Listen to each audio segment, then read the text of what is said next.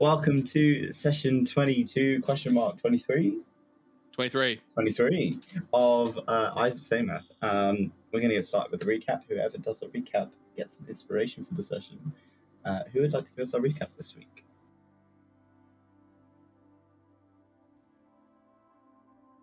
I can do the recap. Unless our lovely guest wants to do the recap. Take it away, lovely guest. No? Okay, cool. That's fine. Absolutely not.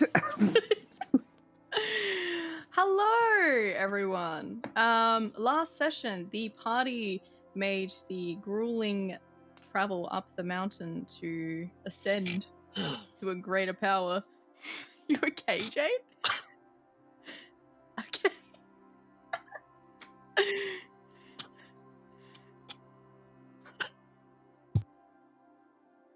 Sorry, Jade is dying.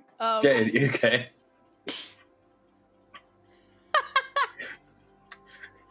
Sorry, I just saw Dex's comment. Okay, I'm sorry. Anyway, back to the recap. Before we began our journey, we went to a tavern and we met a dwarf by the name of 𝘏𝘪𝘨𝘠 Rockseeker. He gave us some interesting information, or Ymir some interesting information surrounding the White Wolf, as well as a few PAs or people that he has working for him. Making our way up the mountain, we passed a Asmoth and her dom hand who had been murdered, killed, pushed, bludgeoned by some kind of creature. It came out of the rock is the kind of general consensus we got. And we saw some interesting shades to Ymir, murderous shades, which I think were very interesting. The scenario a little bit too like her past, striking some nerves. Reaching the top of the mountain, we were met with a beautiful display of 𝘞𝘰𝘮𝘮𝘧𝘐𝑢𝑟's temple, tomb, if you want to call it. We found a little rock puzzle with some shiny rocks where we spelled out the word forge that Lyre very carefully and smartly worked out. And we're met with the visage of a unfamiliar dwarf that goes by the name 𝘞𝘰𝘮𝘮𝘮. Yeah. Awesome. So you have inspiration for the session. We're going to get straight back into it. Last we left off, you guys had just seen this figure walk out of the pillar on the opposite side of this resting site. And he kind of stepped forward and placed his hand on, I swear to God, placed his hand on the metal bear that Lyre had been inspecting, that was sat kind of in the center of this area. 𝘞𝘰𝘮𝘮𝘮, would you like to describe what you look like to the party? Yes, I can. So, in front of you is, as previously described, a short dwarf with this kind of ethereal blue shimmer about them. The clothes are quite simple, very much function over fashion. The apron, the long blacksmithing apron, has what looks like tools in various pockets across it, and is a little tattered. You can see darker spots where it looks like there are singes, and like it's seen its use. There's gauntlets on his hands, large, thick gloves with various pieces of metal on them, and in his beard as well are various little trinkets of cuffs of gold, but all with strange kind of tints of blue, and every now and again there's kind of shimmer of white goes through, and the image flickers, not in a way that seems like a glitch, but that is just kind of this natural flow of magic through this image. And as he kind of takes the hand away, his eyes kind of, you focus on them, and apart from the rest of the body, his eyes are yellow, a kind of a light yellow. And he looks over you all. Well, you're a motley lot, aren't you?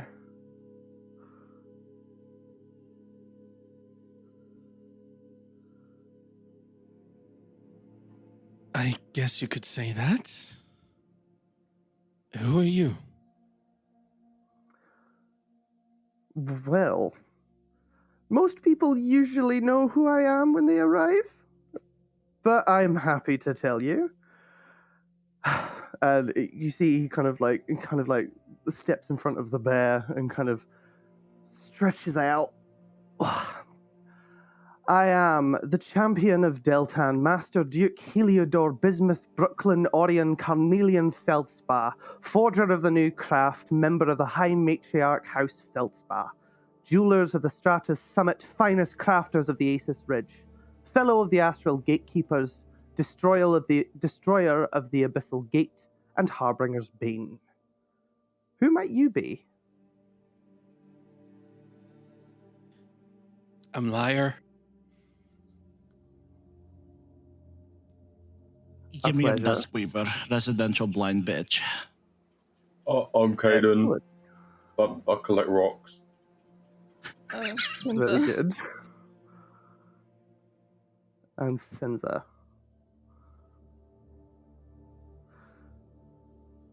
Nice to meet you all. I believe I've been expecting you. Have you been? You're the one with the eyes behind eyes, as he looks to Sinza. You're the one who has magic untamed, as he looks at Kaiden. You're the one who wants to challenge the divine, as he looks at Lyre. And you are the one who has been afflicted, as he looks to Ymir.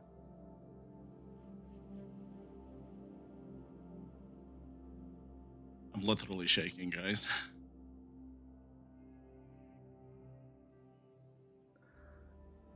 If you'd prefer to be warmer, the braziers are just over there. Okay. We got this far, guys. Let's do it. Let's go before I kill someone. Yay! Ymir's trying to keep it together. She's not doing a good job. She's just like, you see her whittling down that knife, just like extra a little bit more like.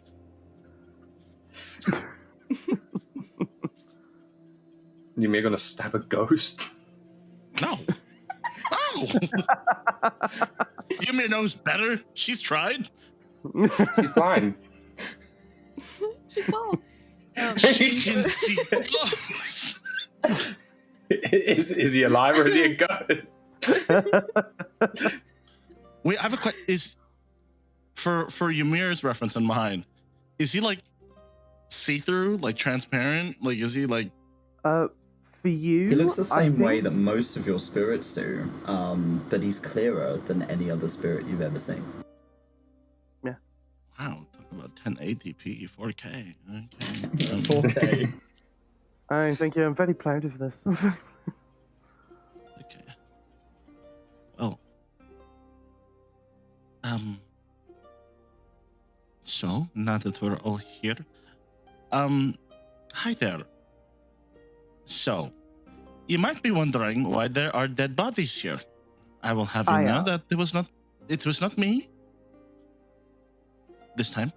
It was not anyone here. This time. Do you have any idea what creature is lingering around, beating on blind people? There are many different things around here that hurt and hunt. There are people who hunt the paths for Azimuth eyes. It's a dangerous path that I'm afraid can't be policed. Okay. Is there any way you could, like, I don't know. She looks over at who's carrying this poor looking warforged. Is it Kaiden? Kaiden's carrying the Asimov. I believe you're carrying the. Yeah, you proposed it like the. It Oh, I'm was- sorry. There's just a wait. rigor mortis Asimov on his shoulders, just like. God. Oh man, I can only imagine how he feels. He was just like, what the fuck? And it's just like, hi guys, hello. And there's like a Asimov. It's just yeah, this is great.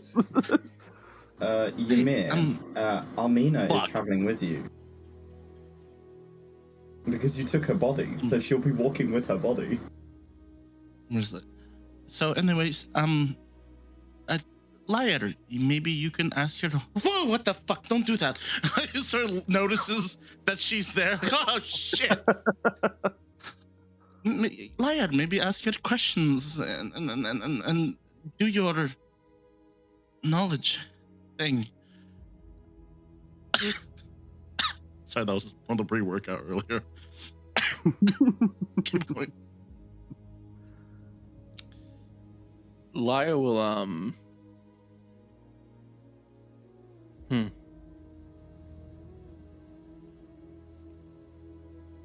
Lyre will sort of just look directly at Heliodor. What do you know of all of us? Of all of us. Oh, of all of you. Oh, well. Where to begin, really? You had a conversation with my god, in which you weren't directly set a challenge or encouraged. There's lots of different ways of looking at it, but for you specifically, you're ambitious. You aim to connect yourself to the weave because you aren't attached. A noble goal. I understand the wish to know magic. And I know that you have some grand ideas of how you might achieve it. Which, I must say, I am very interested to hear what you're going to try and do. Or any plans you have.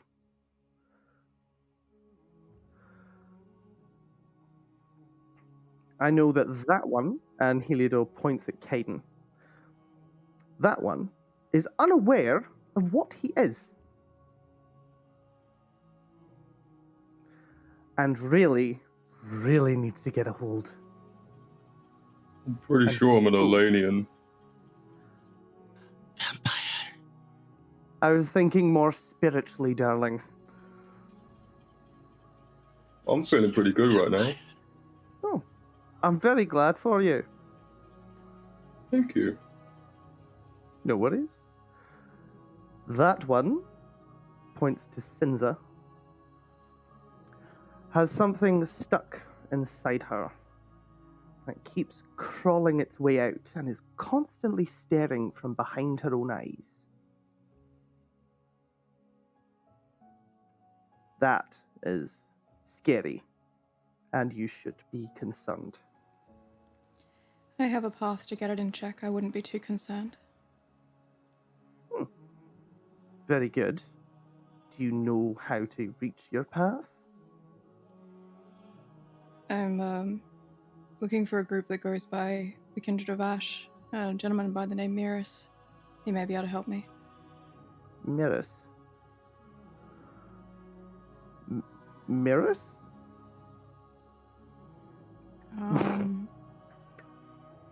How much do you know about Miris?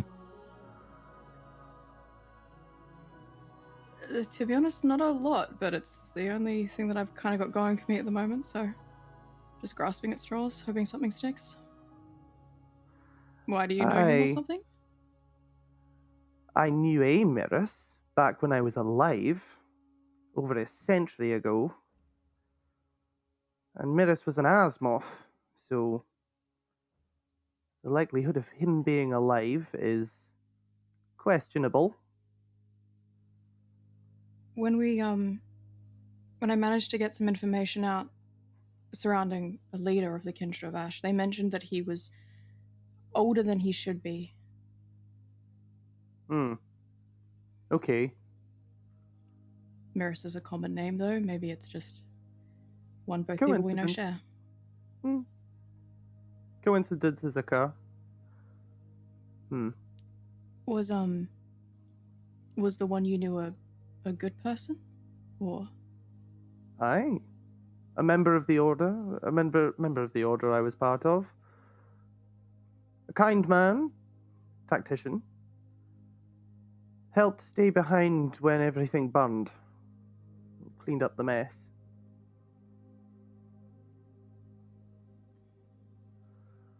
you don't happen to was he working with people like me when you knew him? Or again, this is all coincidental, they might not even be the same person. Hold on.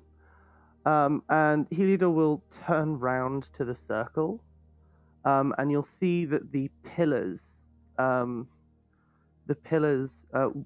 of them lights up with these deep blue runes, and they spiral up, and the runes kind of lift off the pillar and float, and one of them kind of, Heliodor puts a hand out and kind of plucks the air, and one of the runes flies over and expands. And there's kind of lines of runes scrolling up and down, and Heliodor looks at it, and then it goes away. Hey, Miris. Miris was part of something. My memory banks are hard to look at sometimes. He... Oh dear. Poke DM. Poke. I do know this. I do know this. I do.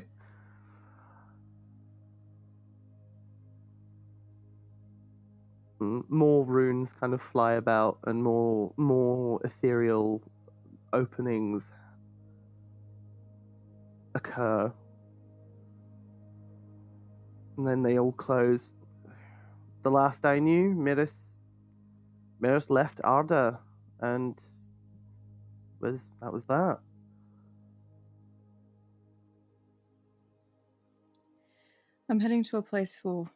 We may be heading to a place called 𝘏𝘂𝘮. Apparently, the Kindred of Ash are based there. Sounds interesting. That's near the ruins of the World Warp. I think we'd have to travel past it. Be careful. Why careful? Well, since the World Warp was destroyed, it's a less comfortable place to be. Much less comfortable. There are dangers everywhere. But that's the world. You're right there.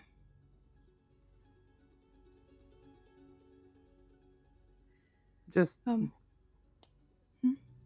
beware the White Wolf.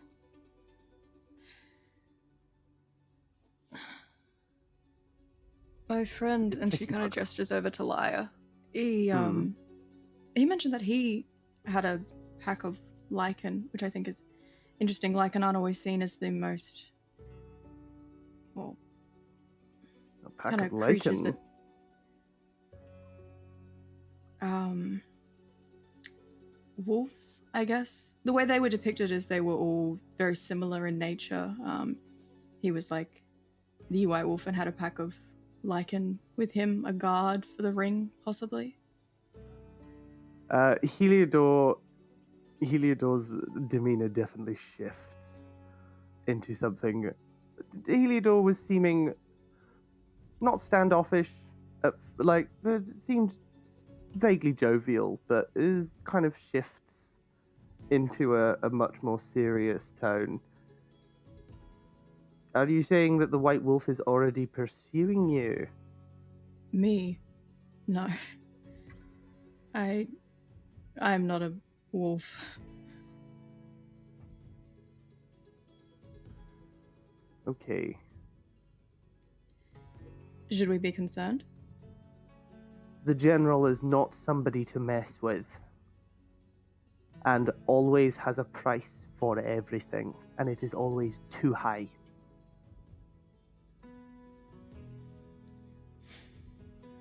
I'll keep that in mind. Good. Sorry, I just like that man deeply. Did something... Sorry, I know Lyre has questions, and I'm sure the rest of the party has questions, but my curiosities are piqued, so I do apologize. You had a bad run-in with him? A past experience, maybe? You could say that. The White Wolf wanted my creations, and Heliodor gestures to Mare. The General is a warmongerer, wants nothing but control and bloodlust. And a fully mechanized and completely controllable animated creature is something he wanted. I refused. And that got me into some trouble. Don't take this the wrong way, but you're not here anymore, so who's protecting your creations now?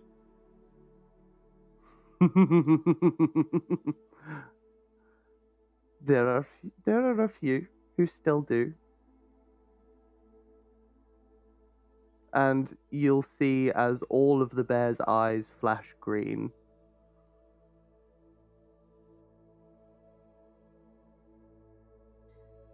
Sinza, I think, readjusts her footing. She's trying to... I think she's put up a little bit of a wall to make herself look a little bit more intimidating, her arms crossed. And she falls silent.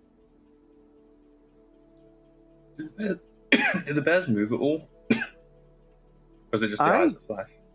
Oh, the eyes all kind of they flash green, but they don't move. Mare seems to be the only one moving. Okay. Mare has plopped himself over in the corner. Just kind of sat down. Pet them. Pet the bear. Gaden's gonna Bear go try gets and pet pets. them. He's just like, ooh, animal. I'm gonna go pet. Let's see if they like squidges. He's very cold.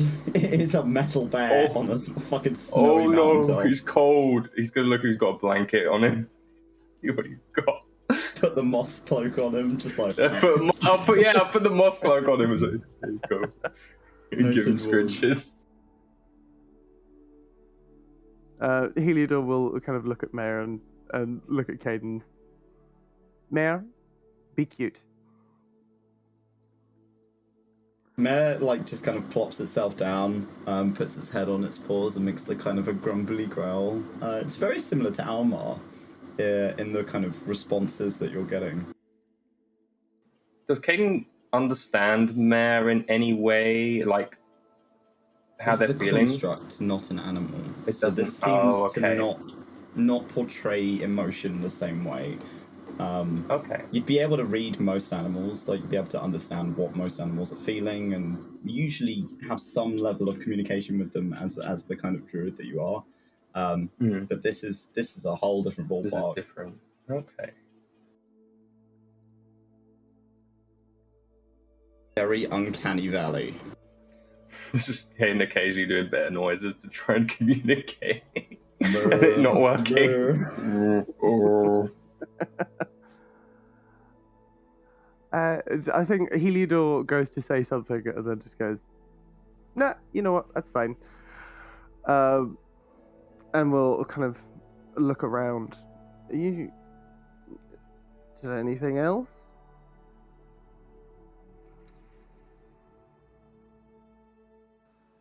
Lyre? Lyre's sort of standing by the brazier, warming his hands, without really looking towards you. I don't mean to be disrespectful, but we were told you might be able to help me in my quest to connect to the weave. Yet, I don't want it to be through the aid of a god or any patron ever again. And you seem to be a champion of a god. Things can be more than one. I am a champion of Deltan, but I am also 𝘏𝘪𝘧𝘵, creator of the new craft. Innovation is my game. I love to create. And that has nothing to do with my god.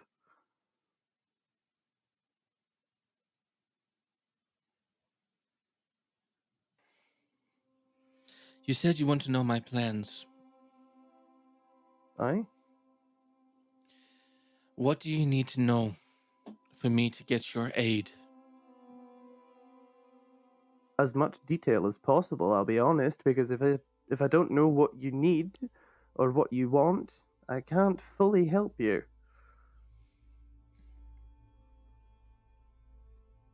All right. Here's everything. My name is Lyre. I come from the village of 𝘞𝘰𝘮𝘦. I have a little sister, a mother, and a father. I was born a gnome-mage, and within my village, it was prophesied that one of us would ascend to the seat of Asus, take his place, right the wrongs that he didn't correct, and then another would take our place, and so on and so on. Though I wasn't a chosen, I wasn't born with blood, with magic in my blood. I wasn't worthy of a grimoire. So I made one. It took me years, but I did it. I found secrets in an old library and animated a book that gave me magic. I was complete.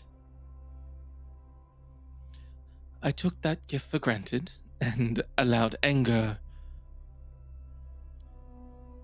and blind ambition take over. I let terrible thoughts run through my mind, and nothing was going to stop me because I thought I could do it.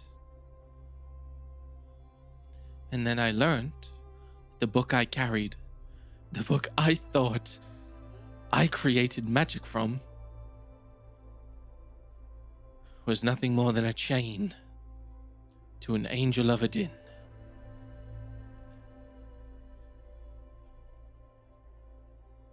And 𝘏𝘏𝘪𝘧𝘵's face again drops when you mention an angel of Adin. I traveled to the Fey realm and met the worst version of myself. A version who allowed not a god, but a demon or a demonic angel to use him as a pawn. He saw everything that the astral sea had to offer, and I'm assuming gave access to this angel to enter this realm. All I saw was weakness. All I saw was pity. So I left that book behind and I lost my magic again. I was disconnected from what I seemed, what I needed to be complete once again. And then I heard a rumor of a dwarf trapped in an obelisk who might be able to help me. So I traveled. I fought. I began to study a new magic, and he'll unhook his trident and throw it on the ground in front of 𝘏𝘏𝘪𝘧𝘵. I studied a new magic, carved runes into a blade so I could learn a magic not known by many. And I understand it. But I cannot activate it.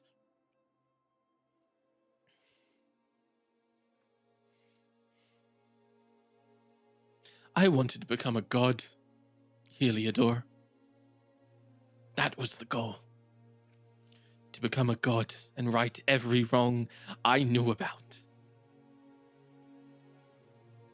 That's not the goal anymore. I was challenged by the divine. I stand before you, a man, wanting to prove the gods wrong, and wanting to prove that anyone can do anything deemed impossible.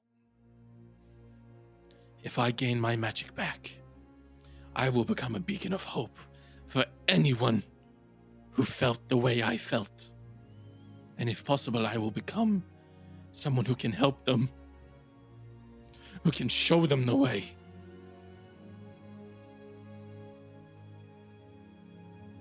You have been through such pain,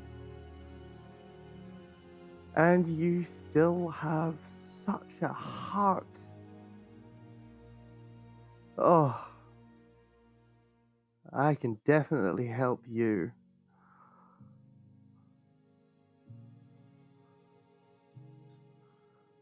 How? There are a few things I would like to cover first. Which realm did you go to and leave this book? The Fae. Which Fae? It was in a grove. The voiceless grove. Svali. I guess.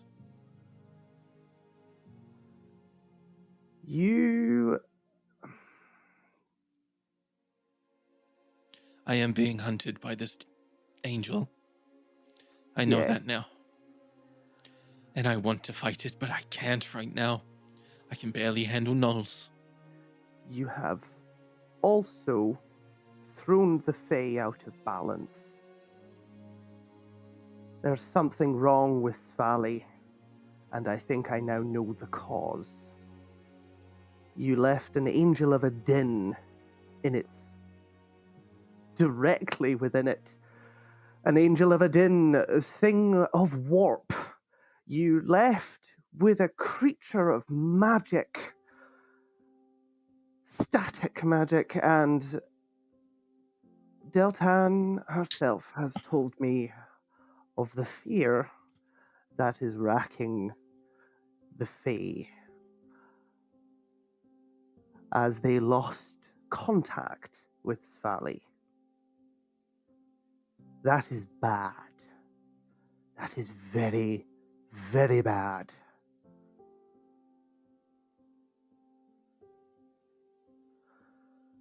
Secondly, if you are going to wield a weapon that was made by one of my apprentices, I would find it much more pleasing if you wouldn't throw it to the floor.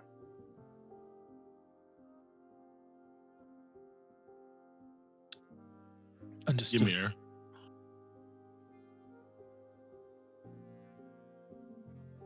How is she? Kind. Good. She hasn't lost her heart then. And finally, I want you to show me the runes you've been looking at. And tell me of this magic you've been looking into. Lyre will After you. Lyre will reach down and pull out the book and walk over to the table. May I?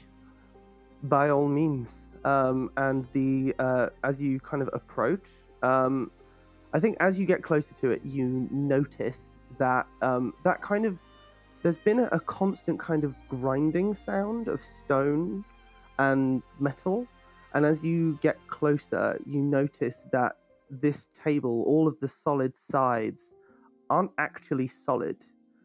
There are concentric circles and lines, gems and pieces of silver that are all turning, twisting, and moving as you approach, and it adjusts itself to be the right height for you.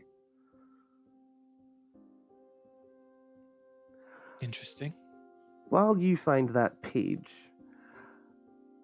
would you, and Heliodor will look over to Ymir, would you kindly be able to take poor Armina over yonder and give her her proper funeral rites?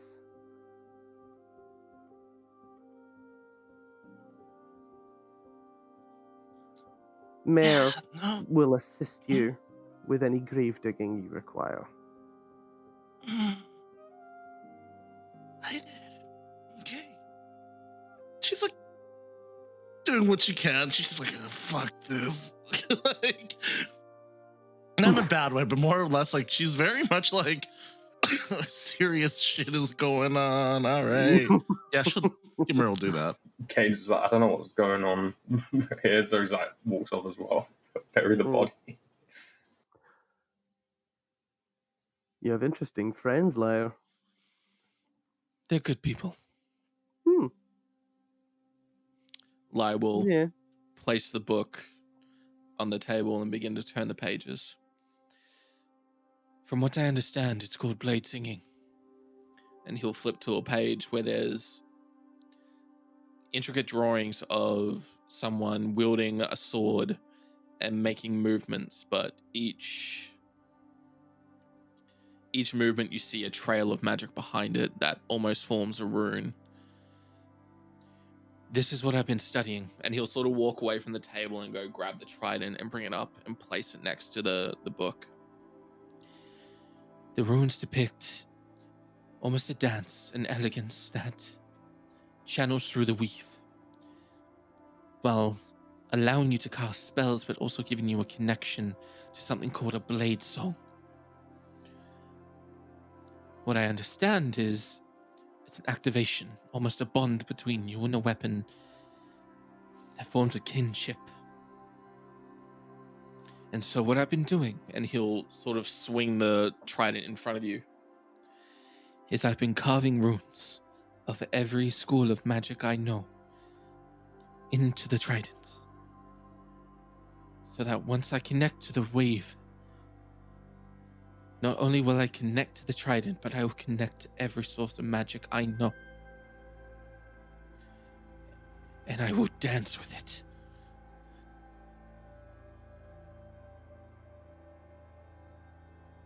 That, I think, is a beautiful way of using magic.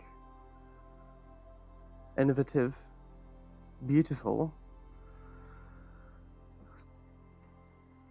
Well done. This is good work. And Heliodor will kind of wave a hand, and the trident will float and stand straight up on end on the table. And kind of, it will start to turn slowly, and all the runes that you've placed on it kind of glow white and then float off and around it. Huh. These are interesting. Yes, okay. And you need to be attached, correct? I need to be attached to the trident and the weave. Place your hands on the table.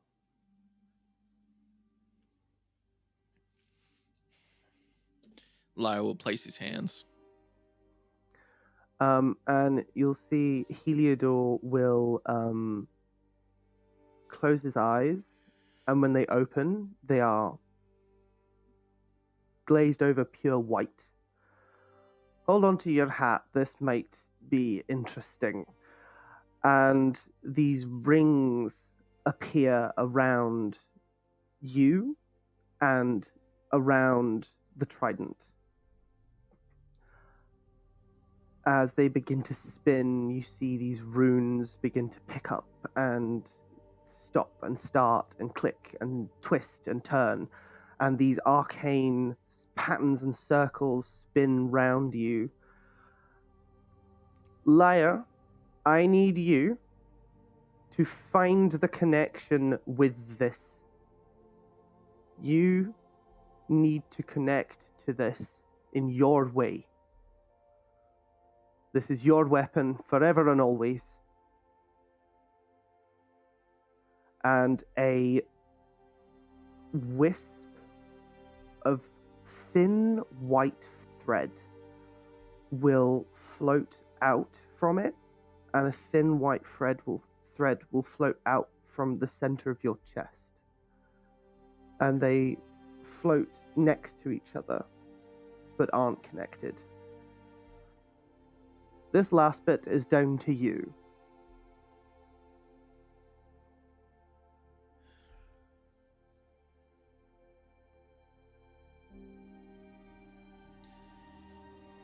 Lyre's entire experience with magic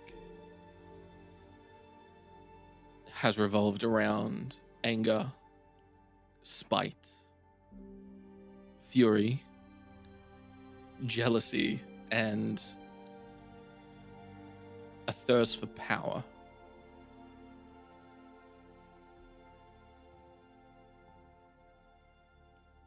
In this moment, you see Lyre stand straight and hold his arms out toward his trident as he begins to cry.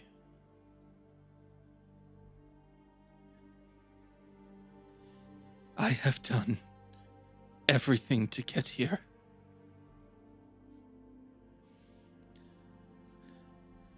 I didn't come this far to lose. The gods ignored me, but I'm no longer talking to them. I'm talking to the weave directly. If you give me this chance to do what no other person has ever done, and connect with you by your choice, I will show you how great I can be. And I will prove that I am worthy of your gift. I ask you to take my hand. And Lyre will extend his hand towards the one wire that is extending from his trident. As you extend your hand, the three crystals atop the pillars behind you glow brighter, and these three beams of energy hit you in your back. It's not painful, it's jarring and warm. And the three on the other side behind Heliodor hit the back of the trident as the thread forms this ethereal hand and takes yours, and then merges into you, and the thread connects and goes and becomes taut.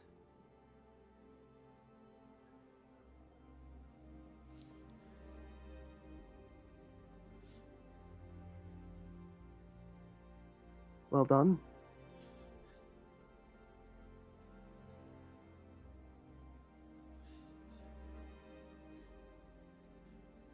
Lyre will grab the trident before it falls and place it on the ground, and he's just sort of standing, panting, and crying. Welcome back to the world of magic, Lyre.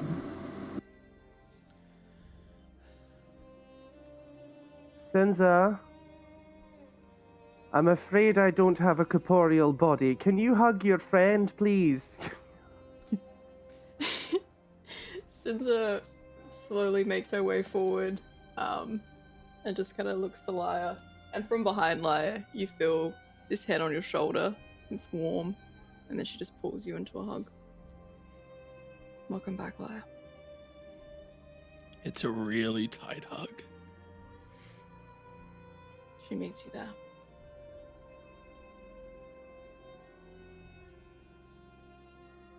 Oh, I love it when things go well. This could have gone bad. Oh, aye.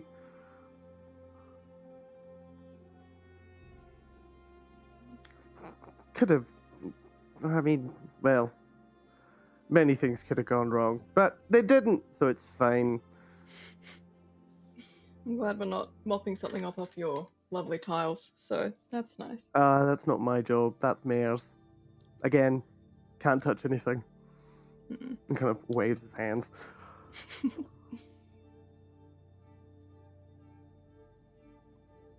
Hey, where is those two gone? Are they still burying the body? And In this time, Ymir and Kaiden, you've been burying the very solid corpse of Armina. What are you doing with her Domhan's corpse? I don't think Kaiden fully understands what a Warforged is, so he's just kind of letting Ymir deal with that.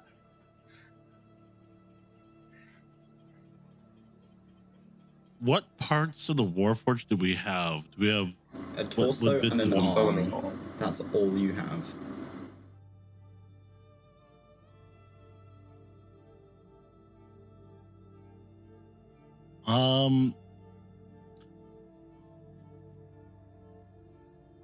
Ymir will ask for help, but not in like the normal way. So she just sort of just be like, you ever like see a kid pout for something? It was like, you know, just like she'll sort of ask in a way of pouting to get Kaiden to dig a wider grave, so it's not meant for one body but for two, and just enough space to fit the Dom hands so they're side by side. One of them, very rocky mountain. I feel like Kaiden's just struggling to get through this with a Mare will solid fucking carve through that stone. stone like it's fucking butter. You're like scraping at the floor like, and then Mare just fucking chunks out a piece of stone and lobs it off the side of the mountain.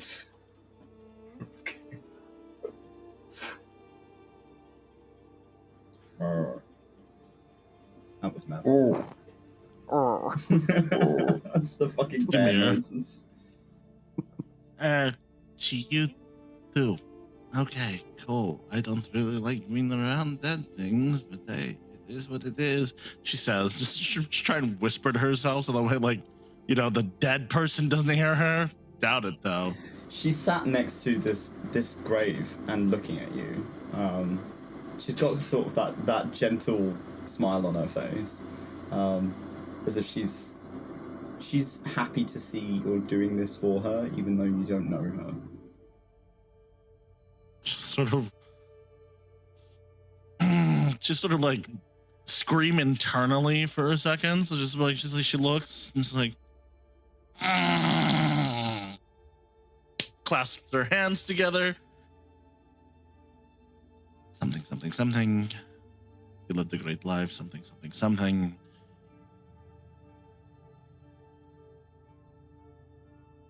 You died as you lived. In protection to someone that was everything to you, whether or not it was real or programmed. You can rest easily knowing that I will inflict as much pain and suffering to the person or thing that did this to you.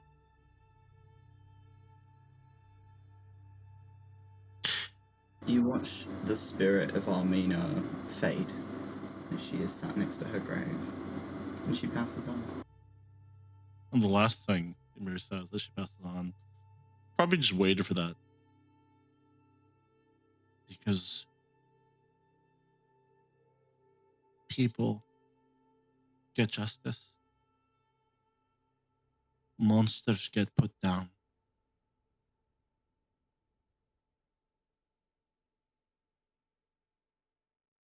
Ymir sits next to you, just kind of looks at you. This giant adamantine metal bear is looking down at you from where you're stood, and kind of it seems to be just observing what you're saying.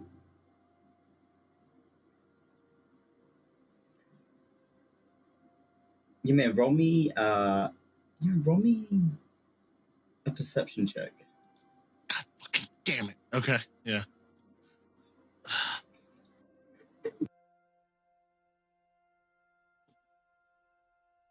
21. The Domhan and Mare are of the same make.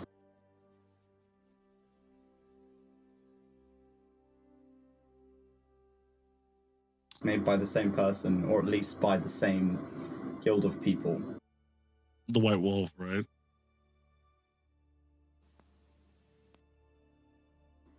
Or they don't look like Ingram.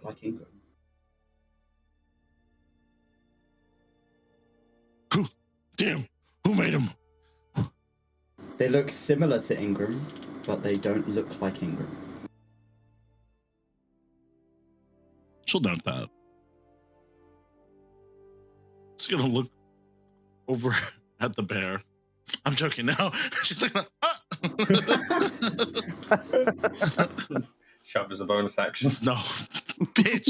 You can still shove an adamantine. You can try. Bear. I'd like to see you try shoving a fucking adamantine bear. Think fast. What do you think is gonna happen? No, she'll just leave it at that, and she'll just bury the body, or at least try to, until she's just like gonna look at the adamantine bear and be like,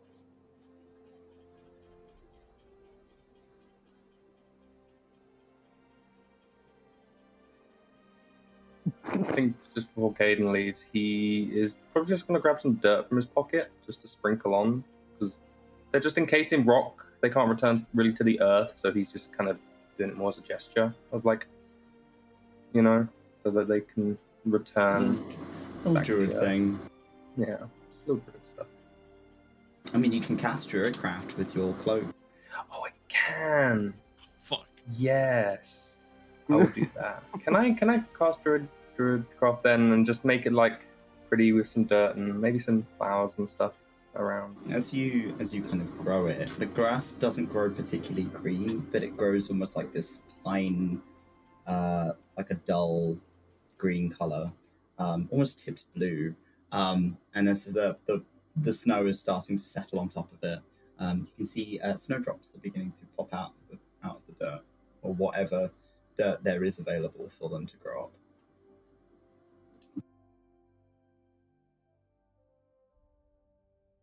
You head back, you can see Sinza and Lyre embracing. And Heliodor looks chuffed with himself. He looks pretty like, yeah, that went well, yeah. So you two have been busy. No. I am sorry to break up the moment. This is a time to feel adulation and great accomplishment. But back to that angel. 100 years ago, myself and a few friends dealt with something similar.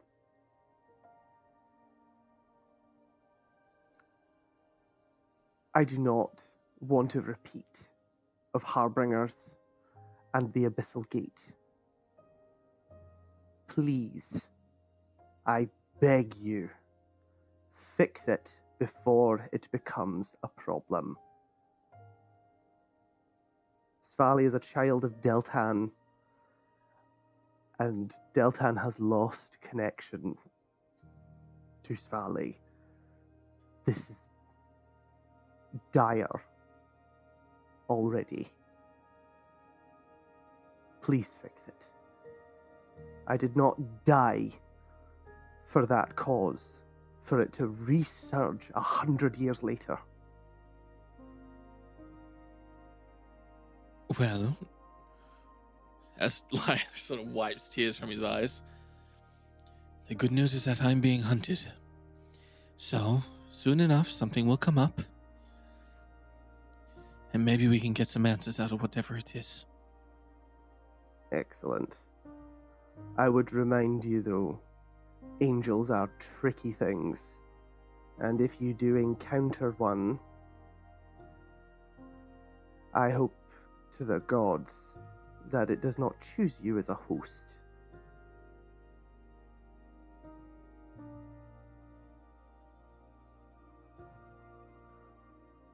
Now, moving on again, because you lot are wild. Ymir. You...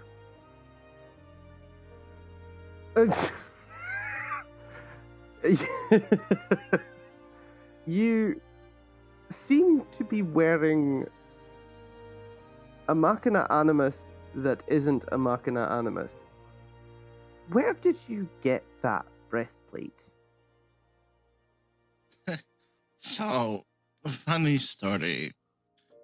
Oh man, I probably should have told everyone this. So hello everyone. Meet my dumb hand.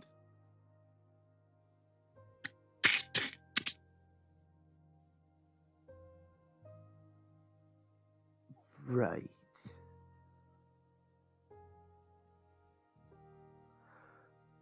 Where did you get him? Because the Artificers Guild don't have this design, or at least I'm not aware of this design. No, I am aware of the designs. I am the head of the Artificers Guild.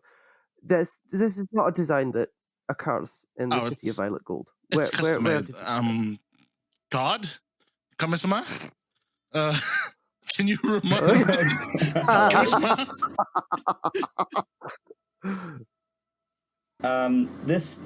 You're reminded of the fact that both the Machinus anima that you have just seen, which is the body that you've buried, and Mare, don't follow the same design as Ingram, and Ingram was made by the White Wolf. He said there's this guy, basically a family friend, goes by the name, it's like a maker's brand, the White Wolf. It's not a big deal. It's just like, it's a thing. And Heliodor goes, I think you see, there's just the dot, huh? Yeah, I know, it's crazy. It's like, it's custom made, and I was sort of distraught, and I was having my processing moment. Some people take up painting, other people grieve properly, but also I'm residential blind bridge. It's also slightly crazy. So I went ahead and made my dumb hand into a piece of armor, so technically he could keep his promise of keeping me safe. He's been doing a great job, by the way. So great. Like, it was, I have not died yet.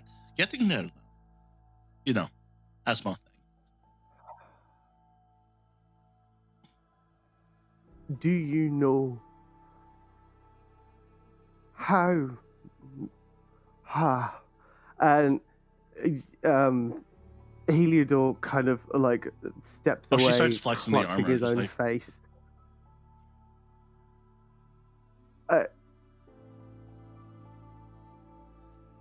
How what? How did the White Wolf do that? Like made my dumb hand? Yes. As specific as you can. Well, you see, I'm kind of a big deal, and my family is kind of a big deal. I have heard of your your family, Oh. Duskweaver. They've come and gone from this shrine many a time. That doesn't make me feel better. The White Wolf does dealings with my family from time to time, and as mod parents, or at least my parents, weren't exactly loving, so they gave me a surrogate parent instead. So they must have went to the White Wolf and was just sort of like, hey, we're going to be terrible parents. Can you make up for it if we give you a lot of money to make this? And, the White Wolf, I don't know what he sounds like, but then pretend that I do. Yeah, sure thing. I can make something for you. Something like that. Aye, that sounds about right. Asshole. I'm sure. Yeah, fair. But I've had it for as long as I've been alive, which is pretty long. No watch, by the way. But I've had this suit, well, parts of him ever since. Never bothered to. Not much left to back together.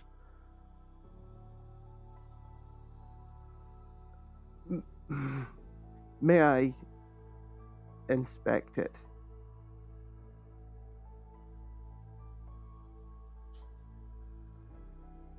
Yeah, sure, I guess.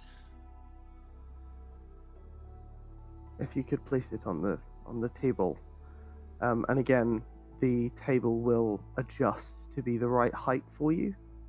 Okay. Ymir is gonna be like, taking off. She sort of sets it down. It's right there.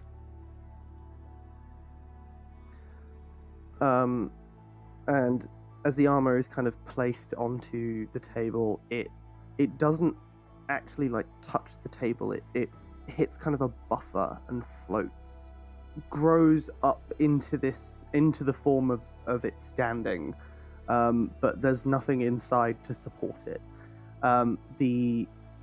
These runes begin to kind of light up and glow across the armor, but instead of the white and the blue that you've been seeing from Heliodor's actions, the colors of these runes are kind of shifting and changing between reds, yellows, oranges, and just varying other colors as Heliodor's concern grows and then begins to peter into anger. Frustration is kind of racking his face as the crystals around atop the pillars glow brighter, and these when the bolts of light hit Lyre, they were fast, but they weren't aggressive. From each of these crystals, an arcing bolt of lightning hits the armor, and it doesn't damage it, but you can see that when it hits, the runes burst color and then go dull, and then burst color and then go dull, as Heliodor's anger grows and grows, until finally he stops, and the armor kind of gently goes down and lays on the table again, the circle of light still spinning.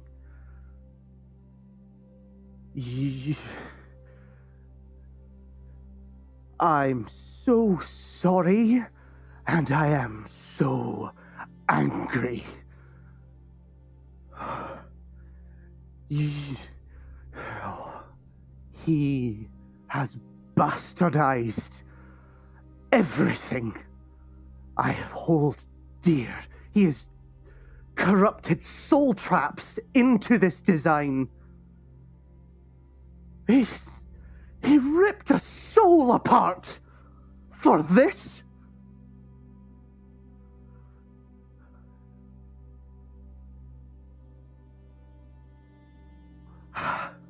How? Where? How long have you had this?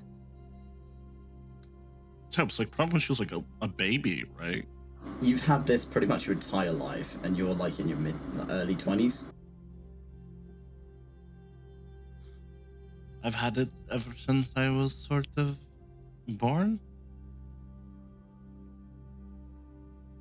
And the air around the circle gets a lot colder. The runes and lights glow and flash. And this kind of dull dark begins to take over. This has been existing for 20 odd years.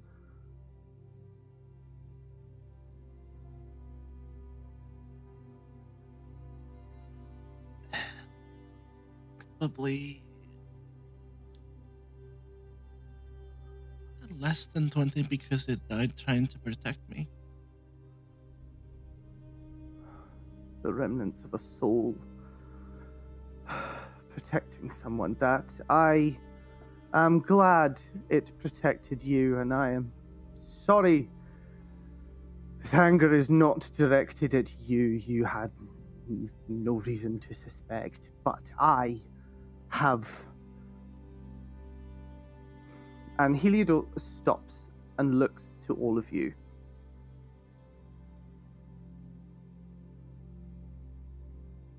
Can I have a job for you.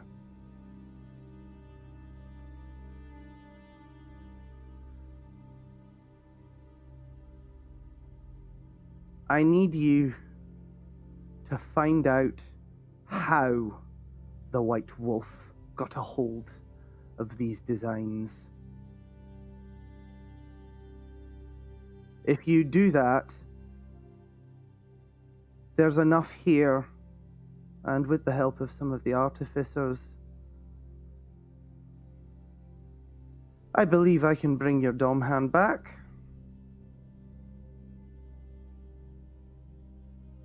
But built correctly, and not built for fucking war. You were given a weapon as a child.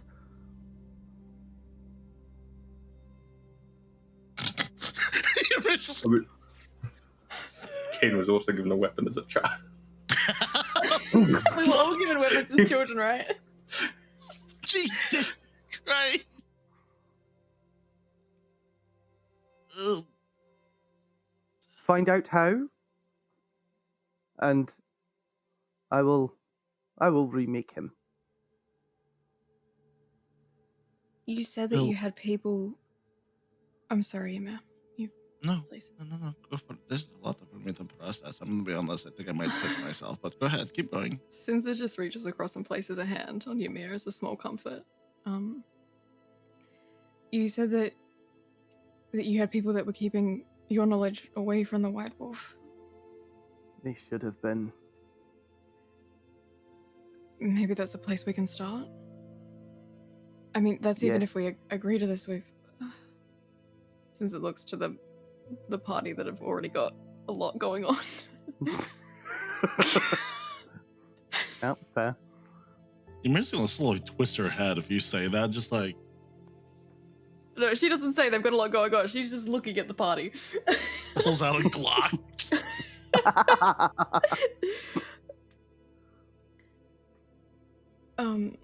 We passed through, was it the city of Violet Gold? Is that the one with the big door? We passed by the entrance to the city of dwarves. But we learned we might not be able to enter without. You'll be able to enter. Don't worry. I'll sort that. When you leave, you'll have something that will allow you in. I can't.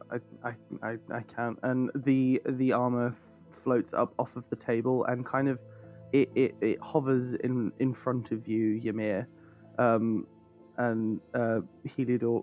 You'll feel kind of an energy on your arm that guides you towards it, and you can feel it in front of you.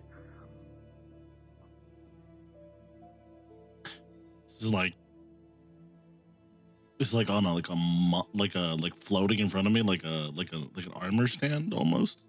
Yeah, but there's no armor stand in it. It just kind of is stationary in front of you. Yeah. I'm gonna fuck you guys up. She hugs it. The arms will wrap around you. Yeah, and for the first time you see Ymir for who she really is. A scared child.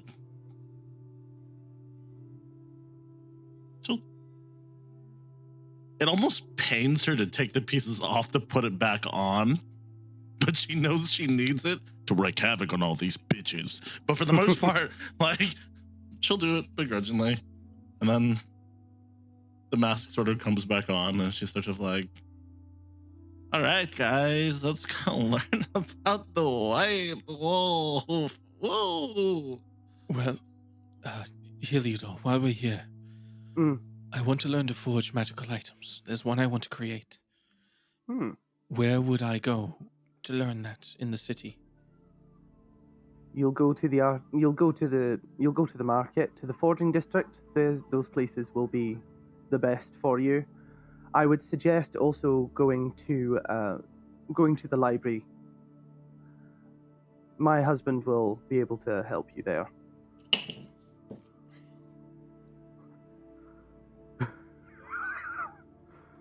Can I give Lav a second to recuperate? Mm-hmm.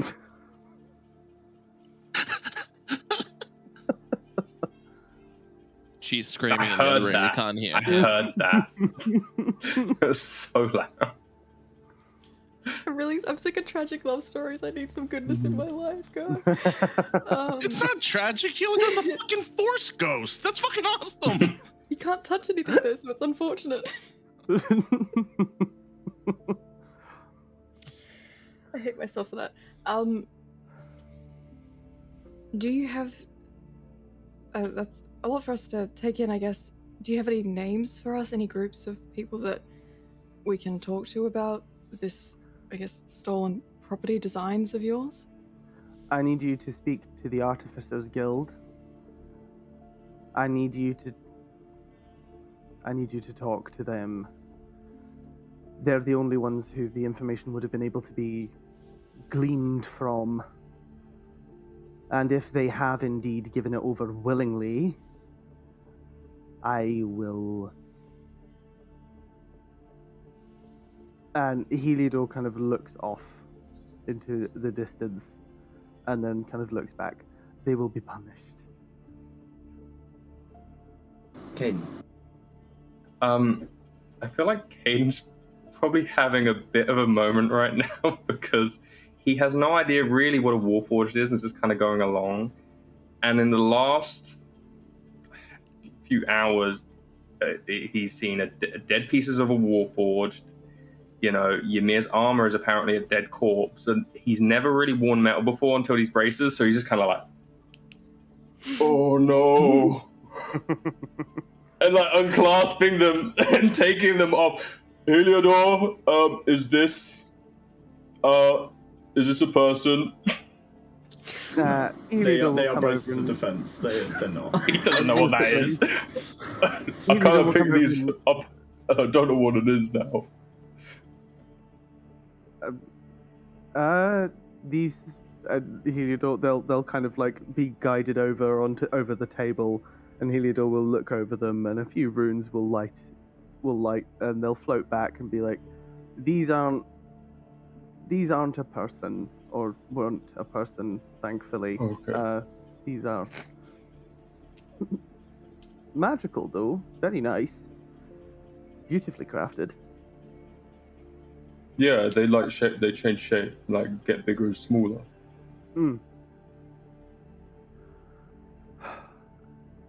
Sorry, I I've been thrown through a ringer this morning. Oh dear. Yes. Lyre. You said you wanted people to talk to. You will want to speak to my husband. What is your husband's name? Sorry. 𝘞𝘰𝘮𝘭𝘥. One more time, sorry. 𝘞𝘰𝘮𝘭𝘥. Okay, thank you. And they're at the library, you said. They will. Well, that depends on what's going on for his day. He might be in the council chamber. He might be at home. A guard will take you where you need to go. I'm sorry. Yes. I need to move on to something else. And Heliodor will kind of like look around and then settle on Kaiden. Are you?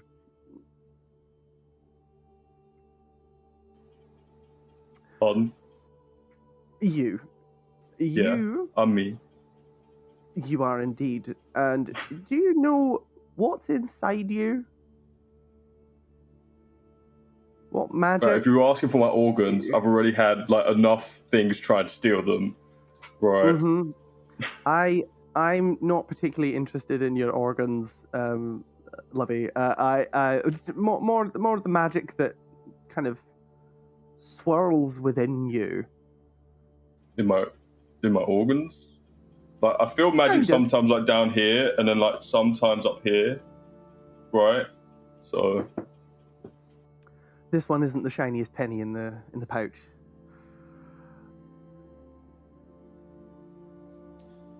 He's a good student. Okay. I'll take your word. So, Lyre, you are intensely magically inclined. Have you heard of Atrelia? Do I ever heard of a trailer? The Mother Arcana, yes. Yeah, oh yeah, of course, yes. That is what is in Kaiden.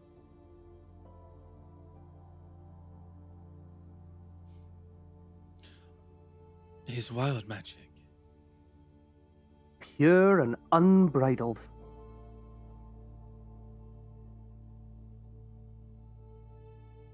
All before it's been woven.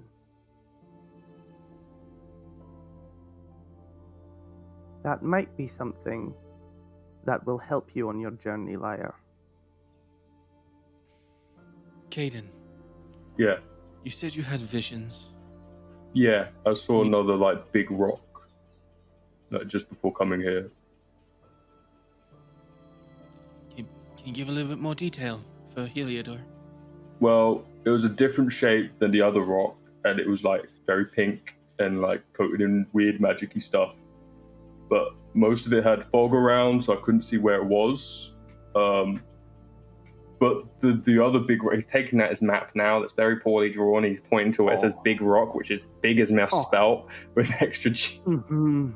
Oh, it's Right. It's made of this, and Lyre will pull out his armor.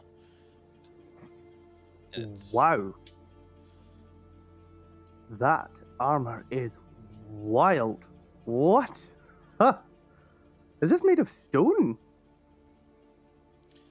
It's made It of a was smelted specific- into metal.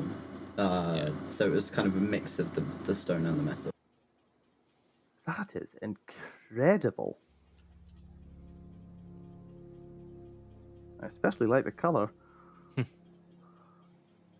So, Kaiden, you found a big pink rock Yeah, in the jungle. yeah. Okay. Is that it? Is there more? Well, it did try to take my organs like the second time I was there. It tried to And take then, your like- organs? Well, yeah, and there was like a big pull from inside, and I kind of panicked, and then I went unconscious and fell through the rock, and I think I saw like the world, and then I think some god maybe was talking to me. I think it was Sith. I'm not really sure, but I saw like the whole world, right? It was very round. And then like I kind of woke up, and luckily I had all my organs, so. That's good. I'm glad you have all your organs. 𝘏𝘪𝘭𝘮 just kind of frowns.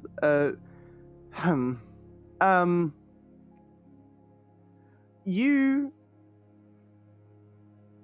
Kaiden, you have there is a purpose for you, which you need to find. I can't help you much further than that. Is it the other rock? Aye, it's the other rock.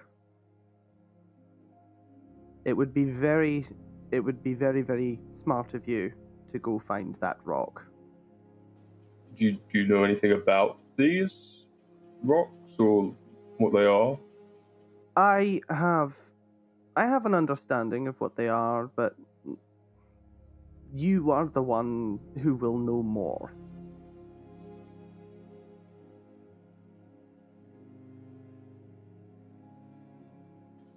Okay. I don't really know where the second rock is, though, so I don't know where to start looking for that. You are filled with the magic that flows within those rocks. If you set your mind to it, you'll find it. Okay. So like a compass. Aye. Learn to focus yourself and the magic within you. If you like, focus your organs. Yeah. And you'll find the path you need to follow. Okay. So like, follow my organs. So like, I just trust my gut and follow that. Oddly enough, aye, yeah, you got there, yeah. Okay. Got it. Wow. That wasn't as teeth pulling as I thought it would be. Okay. But why would you pull your teeth? I can't. They don't exist, and 𝘏𝘪𝘭𝘮 will like just kind of like push his finger into his mouth, and it like his hand goes out the back of his head and comes back out. 𝘏𝘏𝘪𝘭𝘮, the only information you can give to Kaiden at this moment is west. You need to go west. You've never been there, but that's all you have. Deltan just gave a little whisper to me. You should definitely go west.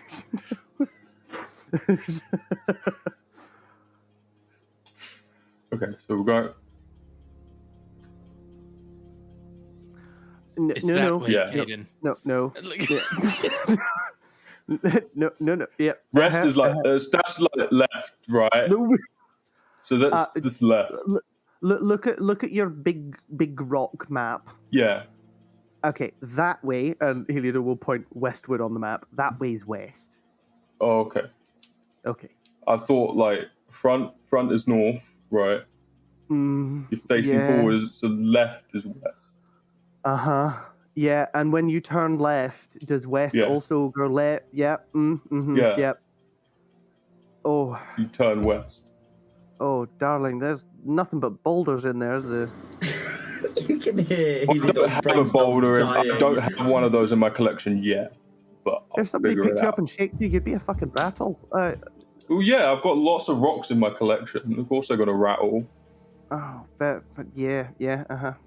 Well, I mean, if you'd like to collect a rock from up here, there's any rock. There's a lot.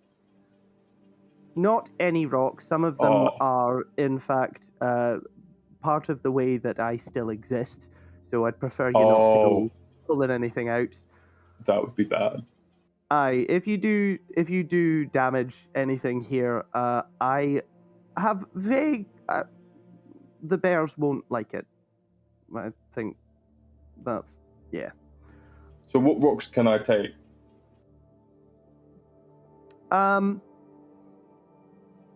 Here you go. And 𝘏𝘪𝘧𝘵 clicks his fingers, and the table in the center, that star form in the center, twists and lifts up, and there are 3 white cut gems that sit and have an iridescent quality to them. They're a pillow cut, so they are square and smooth, and that iridescent quality seems to kind of radiate from behind them. There's these, or there's the chaff that's on the floor over there. I root out these rocks. Right. I'll take these rocks. So do I. Coincidentally, these are also what my 𝘏𝘪ites scholars use to bring me information. So if you do decide to take this challenge, for lack of a better word, to go to the White Wolf, the information will be, you can put it onto the stone, bring it back, and it will be dispersed within the Anthaneum. Kaiden, just take the rock. There you go. There we go. We got there in the end. Good God. And the His eyes just start pillar drifting. kind of sinks back down.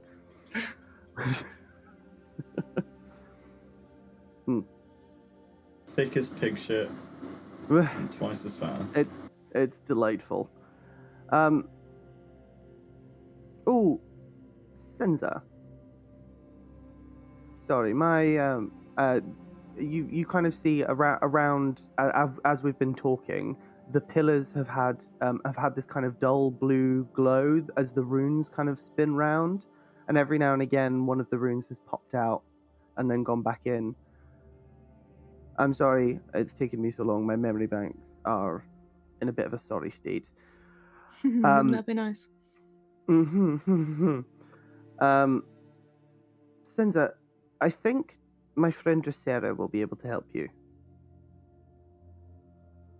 She's from the Whisper Fields. With what exactly? What are you implying? I think she'll know more about Svali and Miris. I'll tell her you're coming. And she is a very, very powerful fae. We met a fae, the one who gave us the information, and it was an interesting experience, to be honest. So. Svali is, for lack of a better word, insane and strange, especially by mortal standards. 𝘏𝘪𝘨 is not... Svali is in charge of the static. 𝘏𝘪𝘨 is in charge of dreams. She will be able to help you. Sinza, And she won't be quickly. quite as much in the past. Do you mean the person who gave you the information in the divide? Mm-hmm. The merchant? Yes. Okay, so you didn't meet the merchant, you met a follower of the merchant. Follower of who was able to get information from the merchant. Their name was Echo. 𝘏𝘪𝘨𝘏, you would register that she's probably not talking about Svali. If Sinza relays that information. Mm-hmm. So do you relay that information? I would say she's probably just casually, just like, it was like a follower of the merchant. Echo. I don't think we got their name, so I would assume, possibly. Aye, the merchant told me somebody at Echo had sent some people this way. Echo's lovely. So's the merchant, sort of. Oren can be a bit harsh sometimes. Not harsh. Blunt. He was very sweet when he was just mortal. Well, mortal. You mentioned 𝘏𝘪 could help with dreams. This is something that you're... Apologies. My dreams are kind of muddled, so I guess is that what you're implying? More so help with memories? Partially, 𝘏𝘪 may be able to help focus your dreams a little more so they're more understandable and potentially even track where they're coming from.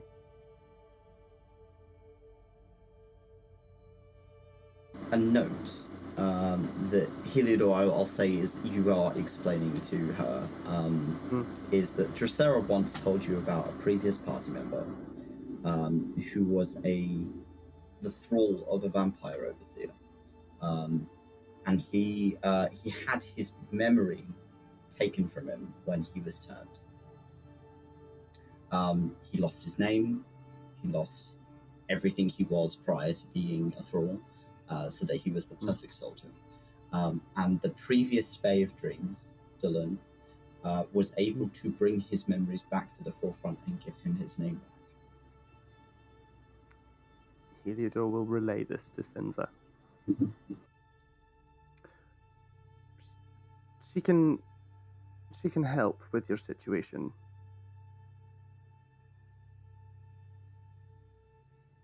I would appreciate that. I'll see her tonight and tell her that you're on your way. Do you know where the Whisper Fields are? Probably not. That's fine. Possibly. They're up north. They are very far down south, my love. Oh, they're very far down south. Depends where you're facing. I've been up here a long time. Direction doesn't really matter to me much anymore. This thrall or vampire, I guess, were they affected by something called the Everdark? Is that what was their Not to your knowledge, no. ailment? Not that I'm aware of, no. Sorry, I can't be more helpful on that. No, you've been very helpful, I'm sure. Myself and my party appreciate it. So. I'm glad. Dearie me. Well,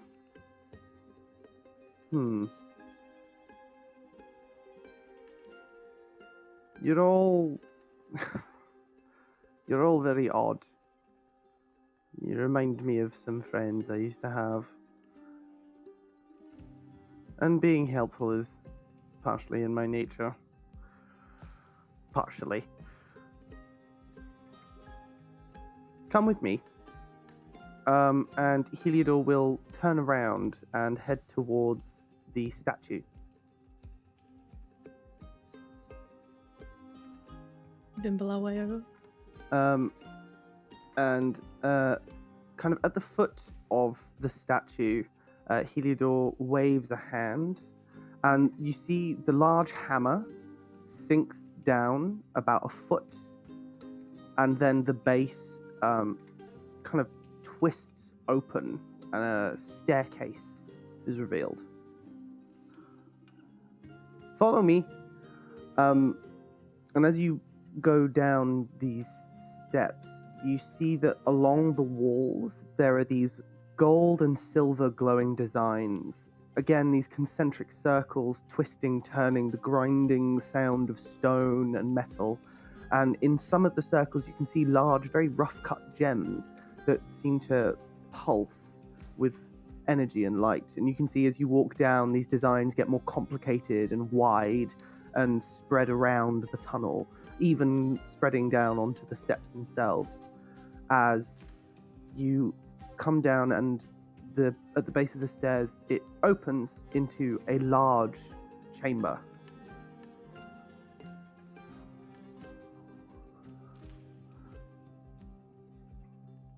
All of the walls, again, covered in these beautifully intricate circles of turning stone and gem and light.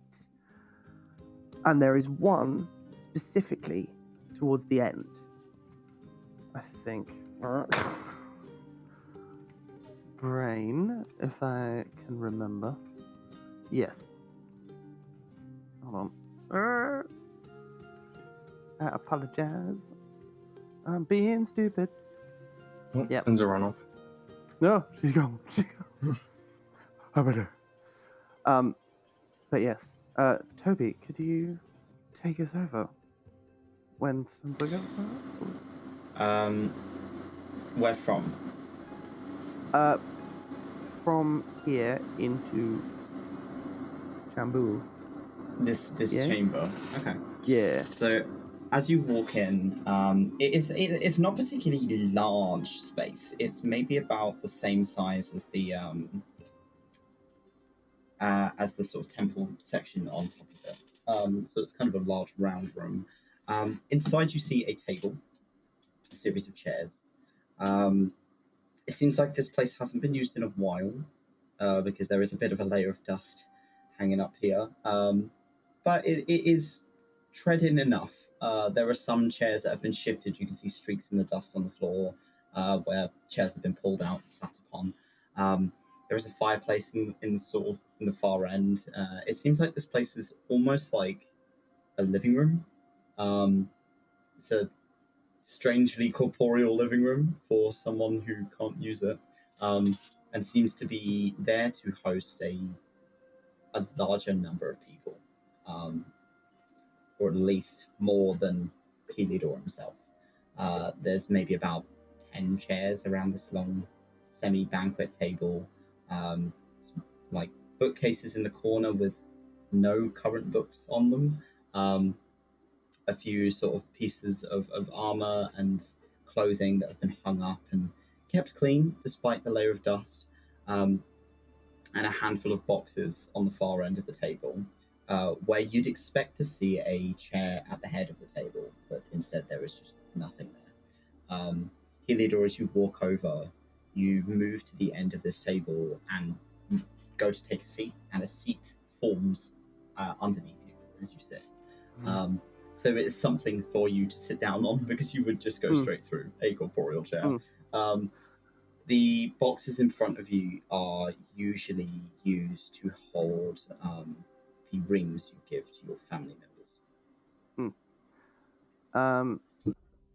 𝘏𝘪𝘮𝘀 will kind of sit in place and wave a hand, and from above in the ceiling in the center, from a near invisible line, a door shunts open, and you can see a large uncut white crystal that lowers down slightly, and then around it a kind of a cylinder of stone comes down over it, and it kind of floats down onto the center of the table. And he kind of draws his hand down, and you see as the top of the stone kind of fades away and reveals a single ring. Beautiful in design. It is made of what looks like platinum and gold, but the platinum weaves through the gold material like rock structure, leading up to a beautifully cut amethyst. And 𝘏𝘪𝘮𝘀 will point to it. This is your credentials to get into the city of Violet Gold. Guard it with your life. This is my wedding ring.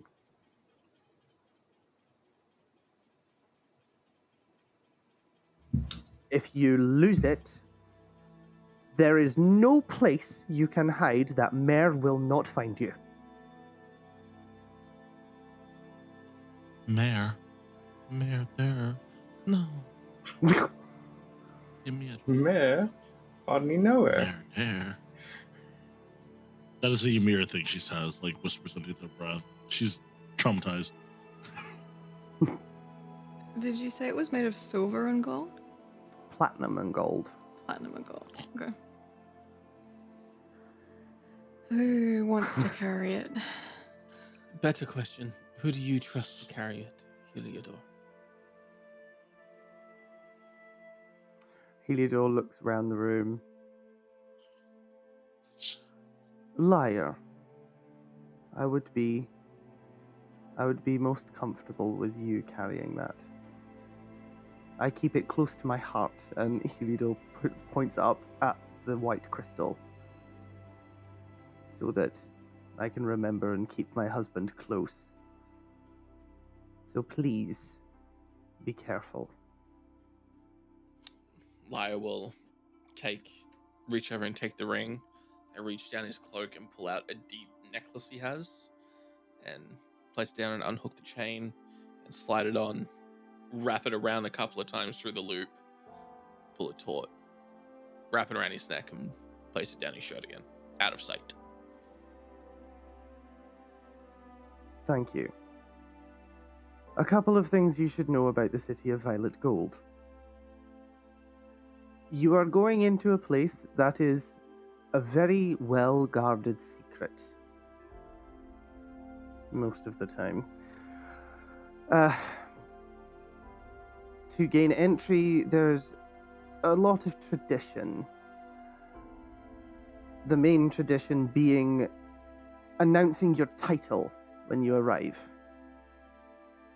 Your title doesn't have to be actual or real in any kind of sense. You don't have to be a duke, but give yourself some titles to say, and you should be fine to enter, especially with that ring. Should be given escort to the, shall we say, the guest quarters, and you will then likely be taken to Genka when he is available.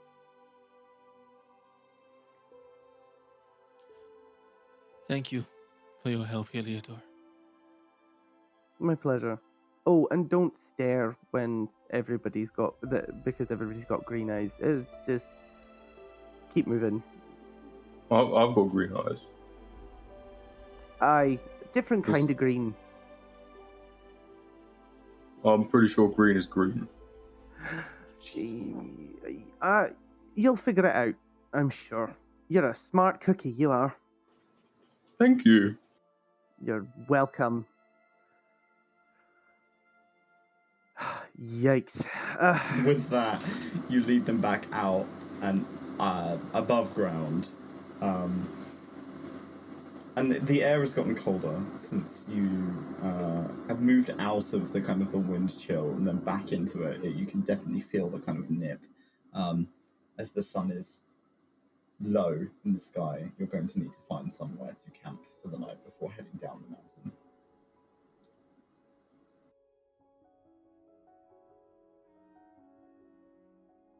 I'm just saying, Heliodor's got that nice little toasty room that we were just in. Should we just ask Heliodor to like make camp there for a little bit? Can we nap on your fucking crafting table? Yeah, can we just have a little nap?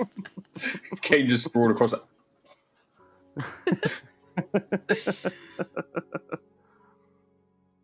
Go on then, Sinza. Sinza, looking at the barren wasteland that is the top of this space, seeing that the sun is starting to get low, she looks over her shoulder and then slowly turns towards Heliodor. You wouldn't mind maybe us staying in a warm space before we head back down the mountain? No pressure or anything, but it's also very cold, and I'm covered in fur and I'm cold, so I can't even imagine what the shirtless ball man is feeling. Yeah, I don't really feel the cold anymore, so it's never been a problem, but Fair enough. If you need a place to stay, I'm happy to put you up for the night.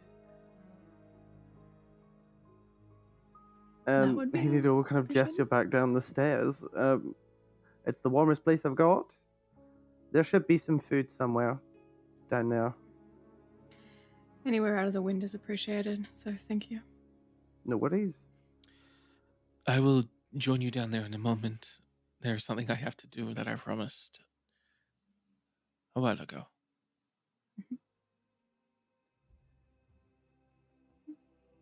Sinza heads back down the stairs.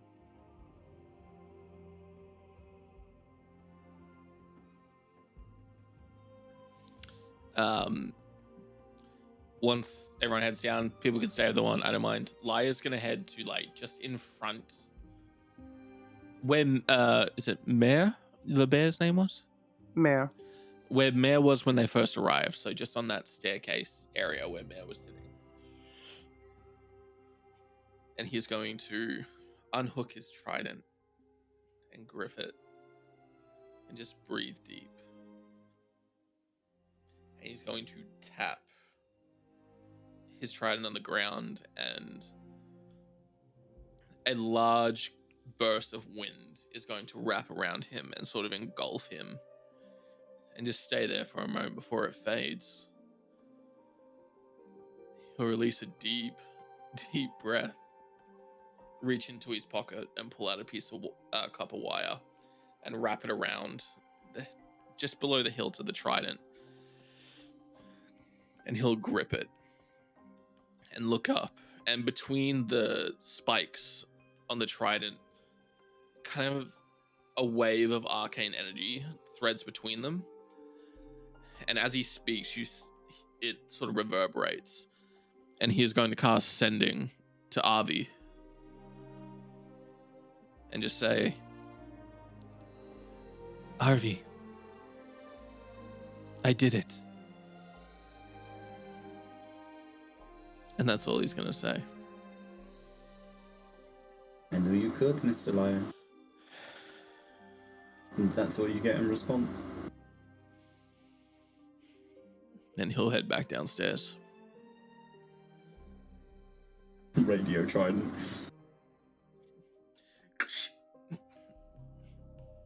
As all of you move down into the underground of just underneath the resting Anthaneum. site of Heliodor. The Anthaneum, that's the word. There is like a fireplace that it's not particularly difficult for you to light. You're able to at least stay out of the cold for one night, which will save you from the exhaustion of sleeping in such bitter weather this high up. Heliodor, are you joining them? Or are you going back to rest? I think Heliodor will stick around for a little bit. But when people look like they're getting ready to sleep, Heliodor will kind of melt away.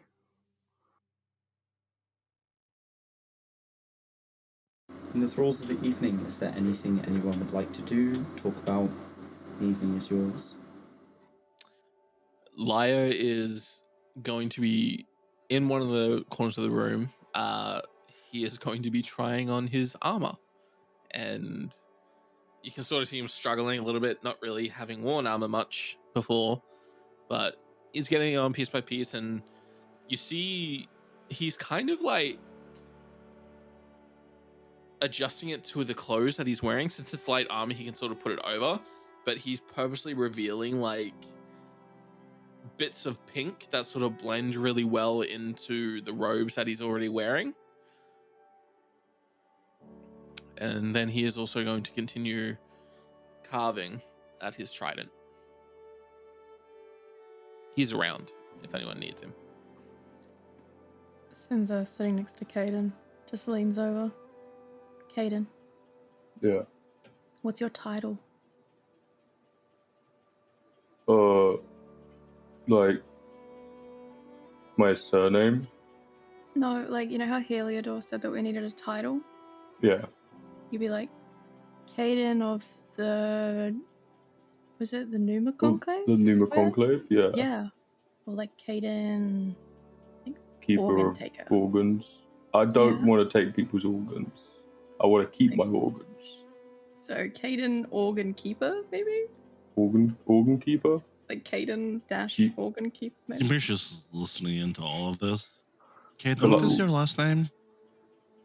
Pale root. Say that again. Pale root. Pale root. Pale root. Yeah. Pale root. So you could start off with like Kaiden Pale root, keeper of, what's the fancy word for rocks?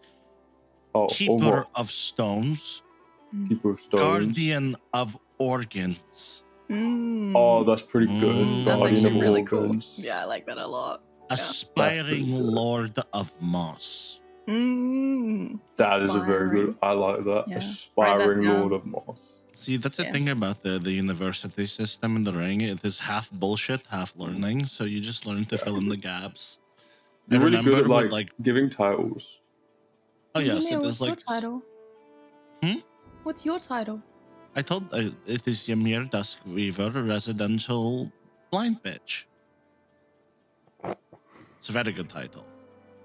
People don't I know. agree. You You have say an like aspiring residential, title? like BB maybe, so we don't use like bitch in a public setting. Not that Right, I've got right, anything, maybe like Batch. BB. Yeah, batch. Maybe yeah. Throw some I'm not vowels in really there, good maybe. with like my own titles, sort of thing. My family has a lot of titles, and it's like you sort of wear it around yourself like a necklace, and you know, I'm not really built for that sort of thing. You kind of like just you're built different though, you know. What do you mean by that? Like you're built like in a good way. You like in a good way, not in a bad way. Well, what is your last name? I don't know. I only know Sinza. It's okay. If you play our cards right, you can have mine. Anyways, I'm going to go to sleep now. Bye, guys. Okay. Ymir, hold on, wait. Before you go to bed, Eater Ymir, of bees. I'm sorry to interrupt you. You said you went to university on the ring? Oh, sorry. It is my knee-jerk reaction to hiss at ghosts. You're not exactly a ghost. You're like a spectral, like, force ghost. So, yes, I did. So you know Chorus? Yeah, I know chorus, yeah. Mm-hmm. Ymir, you've met the wolf's assistant, whose name is Chorus. Yeah, I met chorus. You know what Chorus is, right? A really small guy. He's a small-looking human. He's maybe in his early 20s. Brown hair, short lad, you know. Not my type, but yeah. Fair. How much do you know about the White Wolf himself and his longevity? Let me think on that. Kami-sama. In terms of him being as old as he is, you got no fucking clue. You just know that he's really fucking old, and he's human / lichen.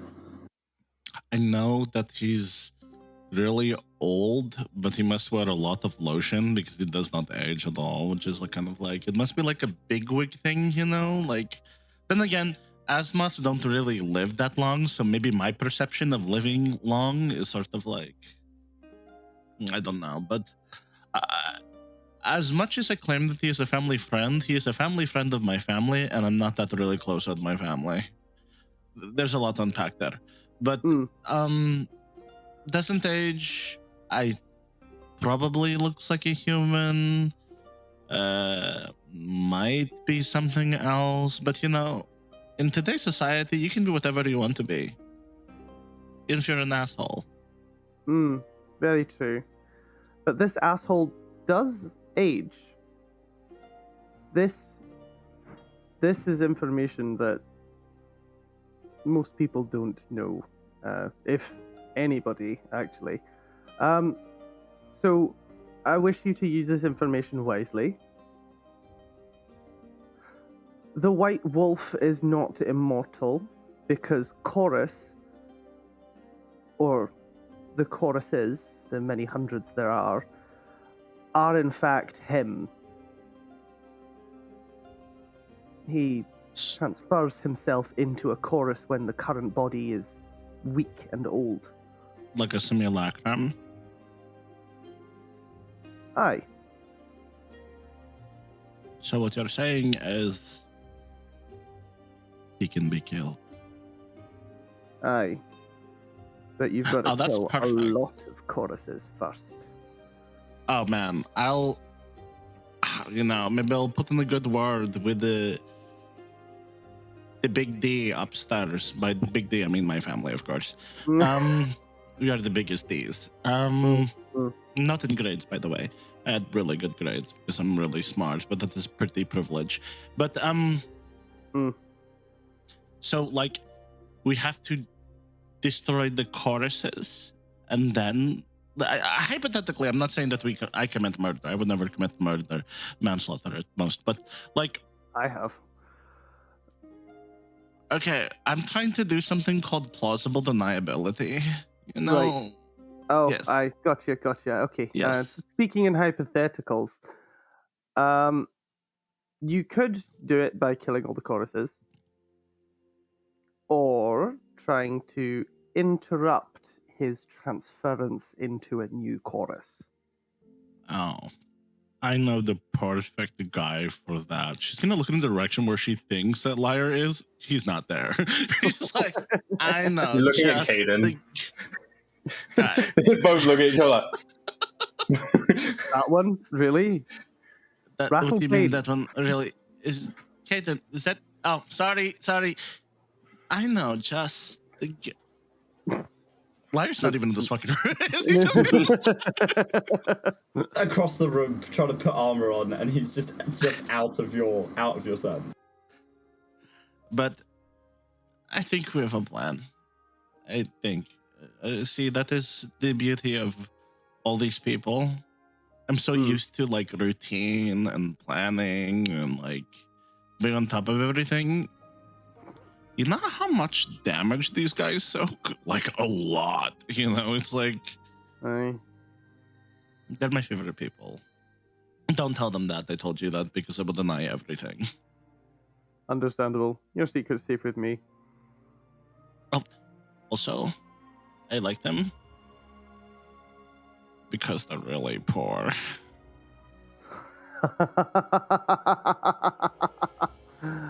Aye. Well, in which case you're definitely going to like the city of Violet Gold.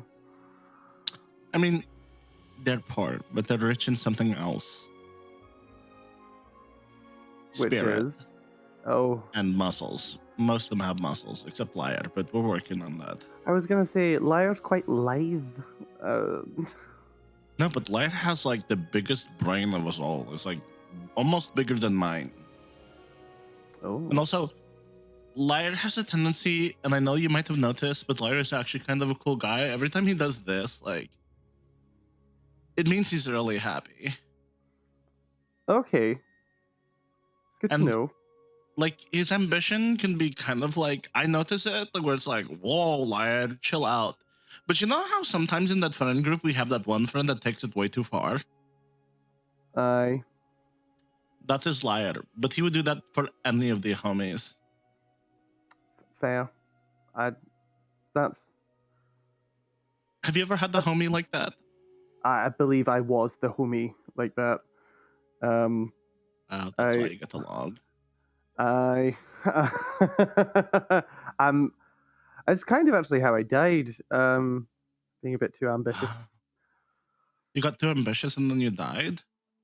I plugged myself directly into a 𝘏𝘮 and got a little bit overwhelmed with the magic of the astral sea, which shortened my life significantly and changed my appearance to this. And Heliodor's form changes from this dwarf, from this like standard dwarf, and you see as the eyes go dark purple completely with the two burning golden irises, and these black and purple veins kind of split and crack across his face, up his fingers and his arms.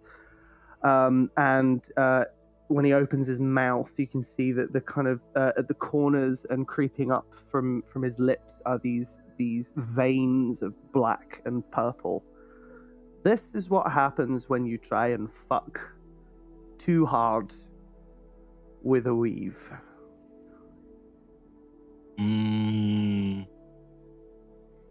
Well, I've never fucked with a weave like that before or anything.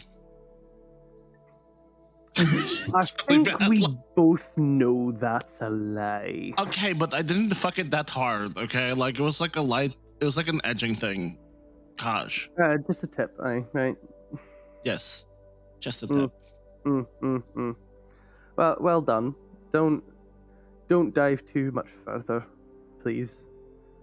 You don't realize how little time you have until it is cut away dramatically.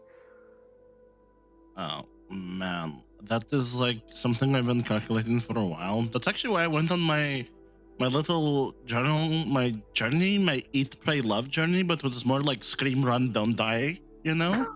Like, I'm trying to prolong the existence of my species because, you know, it kind of sucks to only have like a set amount of time, which is like 40 something years or something, maybe, I don't know, but that's not enough, you know?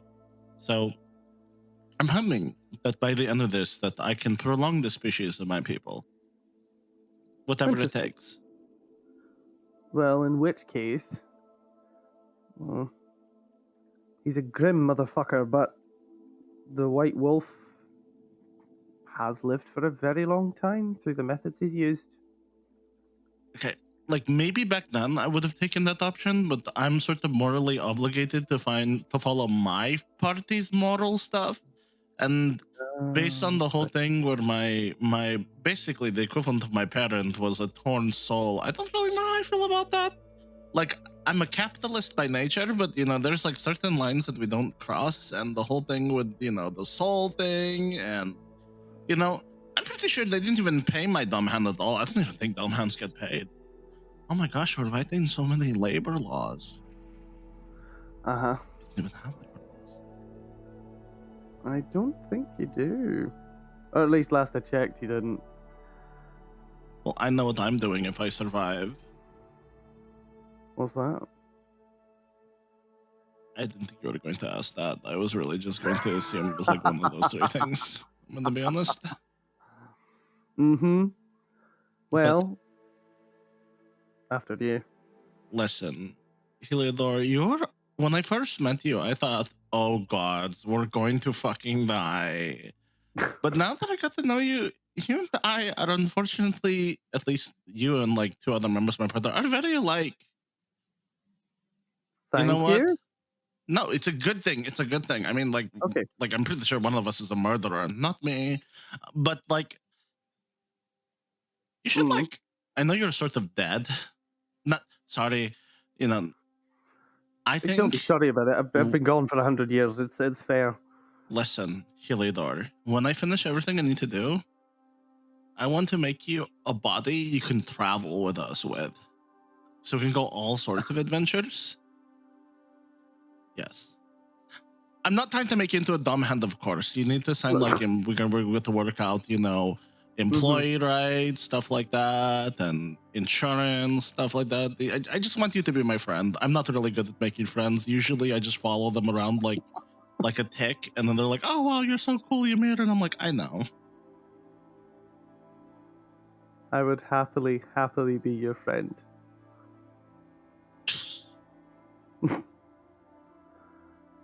In fact, if you look over on that cabinet over there, and Heliodor will kind of like gesture over to a cabinet. Oh, look. Yeah, no, fair. Got that.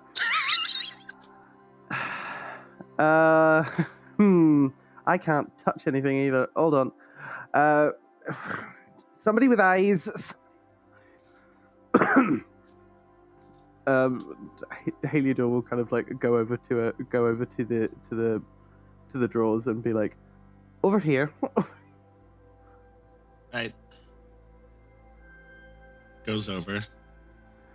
And Heliodor will kind of like gesture to a drawer. If you open this one, there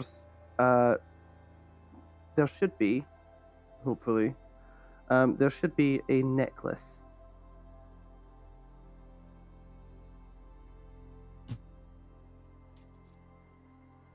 And as you kind of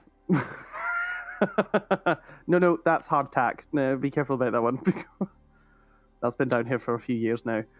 So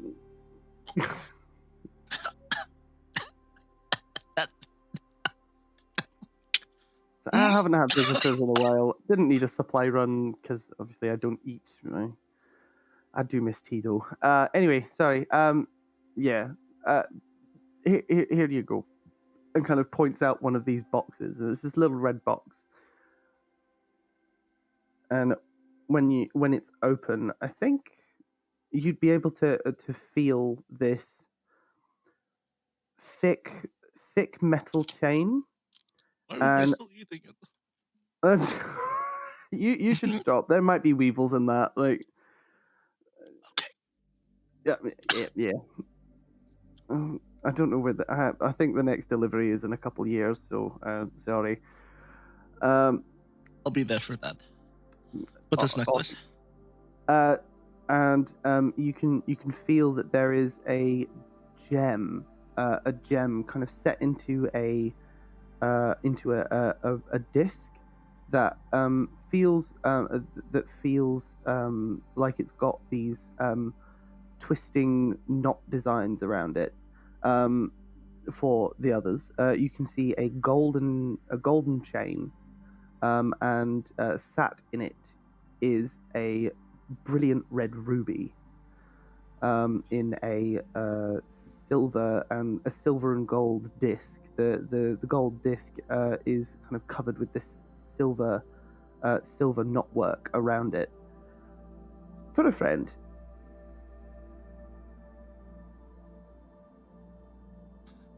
This is so cool. All right, thank you. I made it about 120 years ago.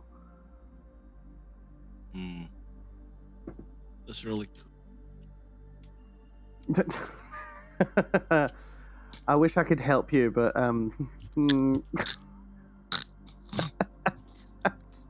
assistance, help!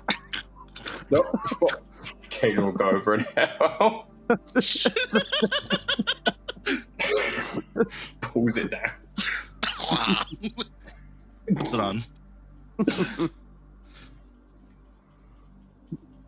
Wow. Her hair is like all fucked up. It fits perfectly. Mm-hmm. You look stunning. Thank you. Mm. Thanks, Kaiden. She's gonna try to high five, but she's gonna miss and hit your bicep instead. High five, Kaiden. Sorry. Oh. It's okay.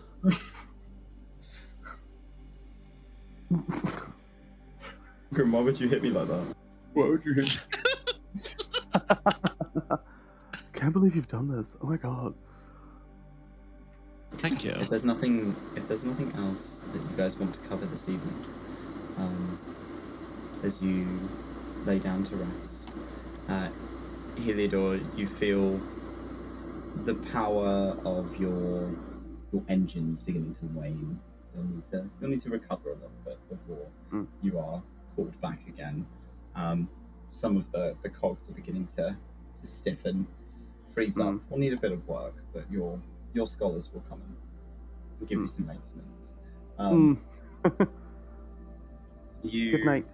You watch as everyone is beginning to kind of settle down to sleep.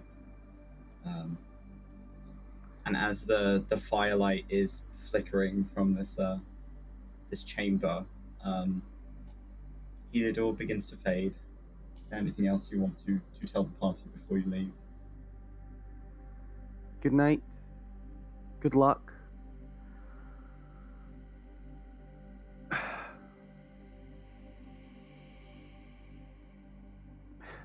Don't destroy the world. Look after yourselves. Gonna fucking need it.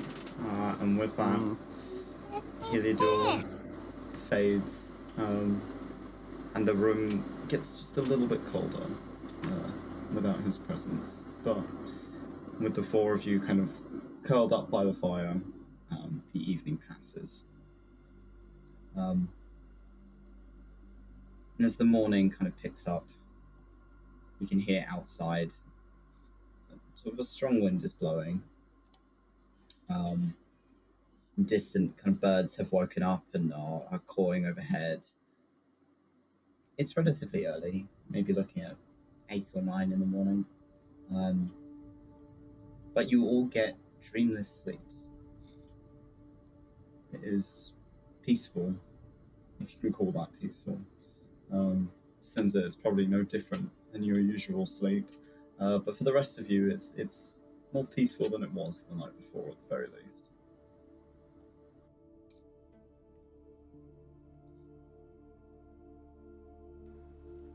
Sinza collects her axe and just very quietly rouses the party, then makes her way upstairs and just stretches in the morning air, taking in the surroundings.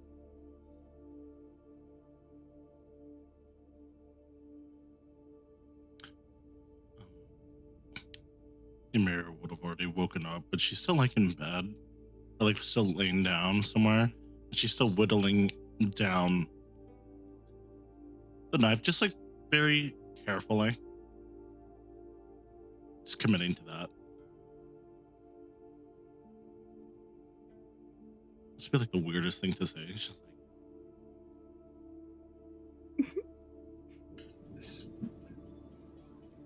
but that's all I'm doing. Okay. Any of you doing anything else as you wake up? I think Kaiden is. Kaiden's probably just like in the morning, gonna leave that bar of soap he forgot to give to Ymir with Ymir while she's half asleep. Just leave it there. It's coffee flavored. Don't eat the soap. You can smell the coffee. Her mouth is just covered in soap. It's not. Oh no! It's not good. You put coffee in it. Why would you do that? Because it smells nice. It's coffee. Yeah, but now she's gonna eat it. So she. Yeah, well, he doesn't know that. Lyre, is there anything you're doing as you wake up? Lyre is scribbling in his book. He's writing down spells that have suddenly come to mind. It's like you knew these spells, or at least the components of them, but something just wasn't clicking. There was not something missing from each of these equations, and now it's just kind of pops into your head, and you're like, oh, I know how to make that work, and you're starting to kind of scroll them in, get them written down. Are you writing them in the book that Zanny gave you? Yeah. Okay. So the book is somehow still holding itself together, despite it being a little bit shoddy. I've looked after it. Yeah, you've taken good care of it. But as each of you step out into the crisp morning air, there is a small flurry of snow as it's beginning to kind of settle. The wind is howling, but it's quite clear. You know, it's chilly, but it's clear. All of the braziers has now dimmed down into smoulders. There's no more sort of bright light in this area. It has returned to the state that it was before you got here.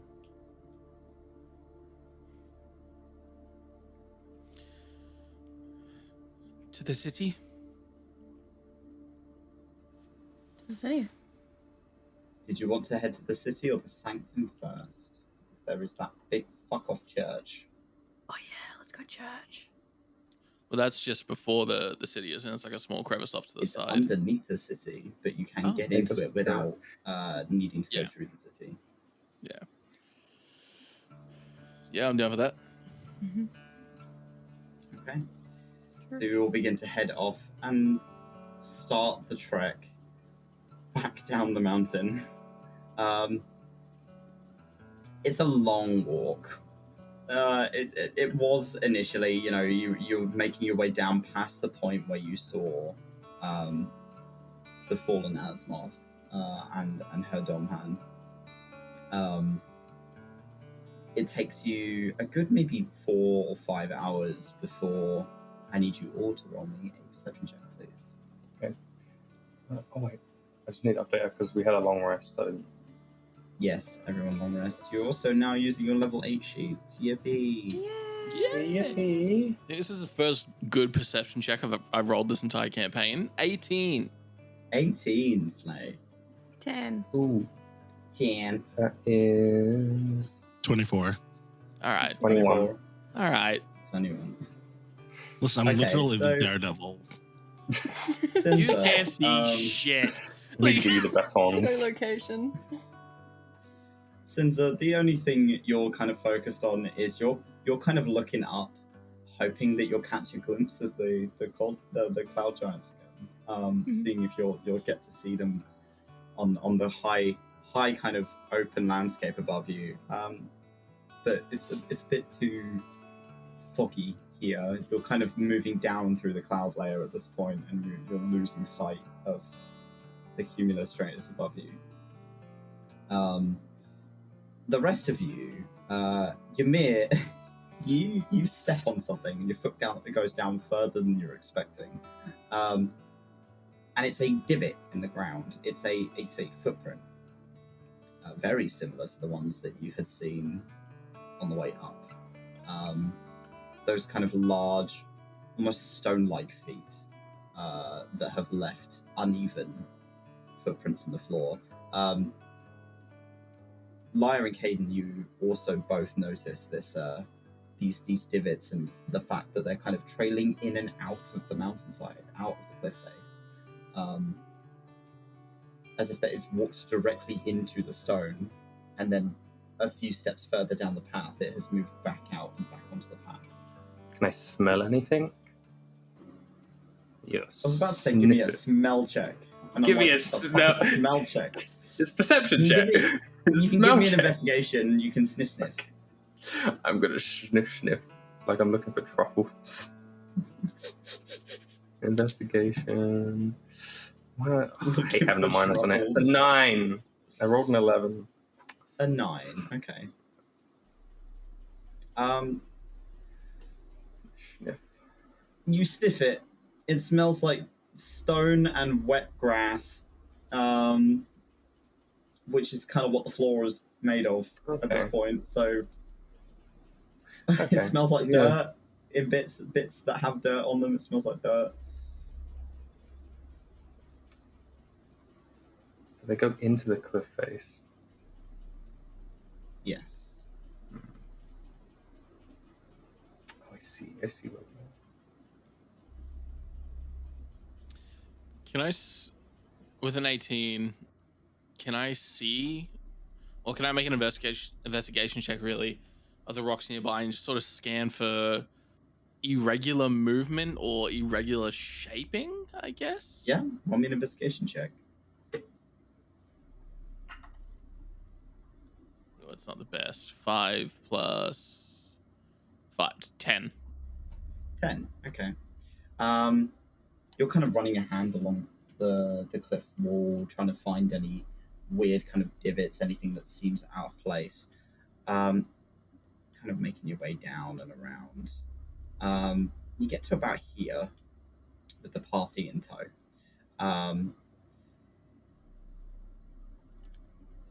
Your hand goes over a lump that doesn't seem like it's naturally formed. Or at least, like, it sticks out a lot more than the rest of the cliff face, and you don't really know why. Feels like stone, feels no different to the rest of the cliff face, but it just sticks out a bit more.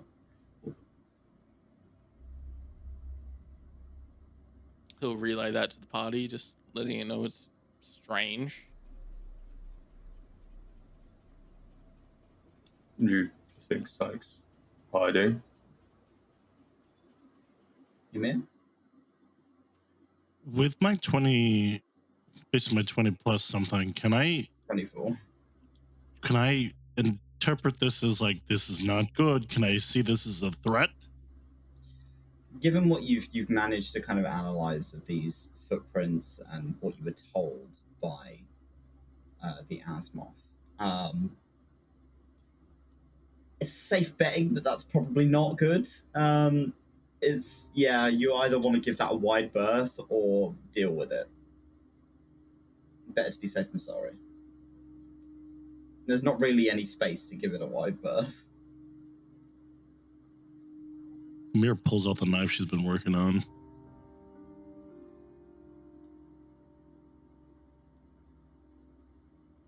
Are you saying anything, or are you just going to stare at the lump?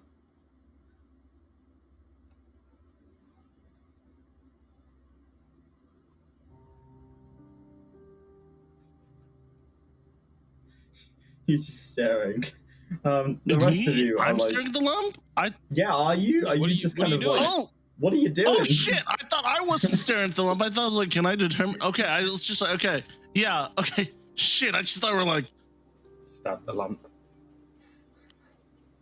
You said you pulled out a knife. What do you want us to Yeah, do? you just handed the knife, and you're like, can I, staring very intensely. can I determine, Tobes, that if I think this is what I think it is, that if I stab it, I will have not wasted my last 2 sessions whittling this knife down. Is it? It is a safe bet to assume that this is probably the thing you don't want to deal with. It's a dumpy. Yeah. Okay, You could probably stabbing stick it. All right. I'm You stabbing may- and I'm pushing in such a way to. You get in front of Lyre, you go right up to the stone, and you just... The stone, like, you just push the knife into the stone, and the stone gives way. And there is like a section of the stone that kind of splits as you push this blade in. And suddenly the whole side of the cliff face begins to move. Oh, fuck. As an arm pulls out of the stone where you have pushed the blade into. You can see it sticking out as fingers begin to peel out of the stone. But it's strange, as it moves out of the rock face, none of the rock is disturbed. None of it moves. It just seems to appear as it pulls out of the stone. And you are met with this easily maybe 8-foot tall earth elemental as it pulls itself free and stares down at you with this dagger sticking out of its arm. I'd say we'll roll initiative, but we're going to save that for next session. So thank you very much for coming. All right. And we will see you after the new year. Yippee! Thank you very much for Orange being our guest player. Thanks, Orange. session. Orange. Okay, it was really fun. And I hope you guys had fun. We'll see you next year.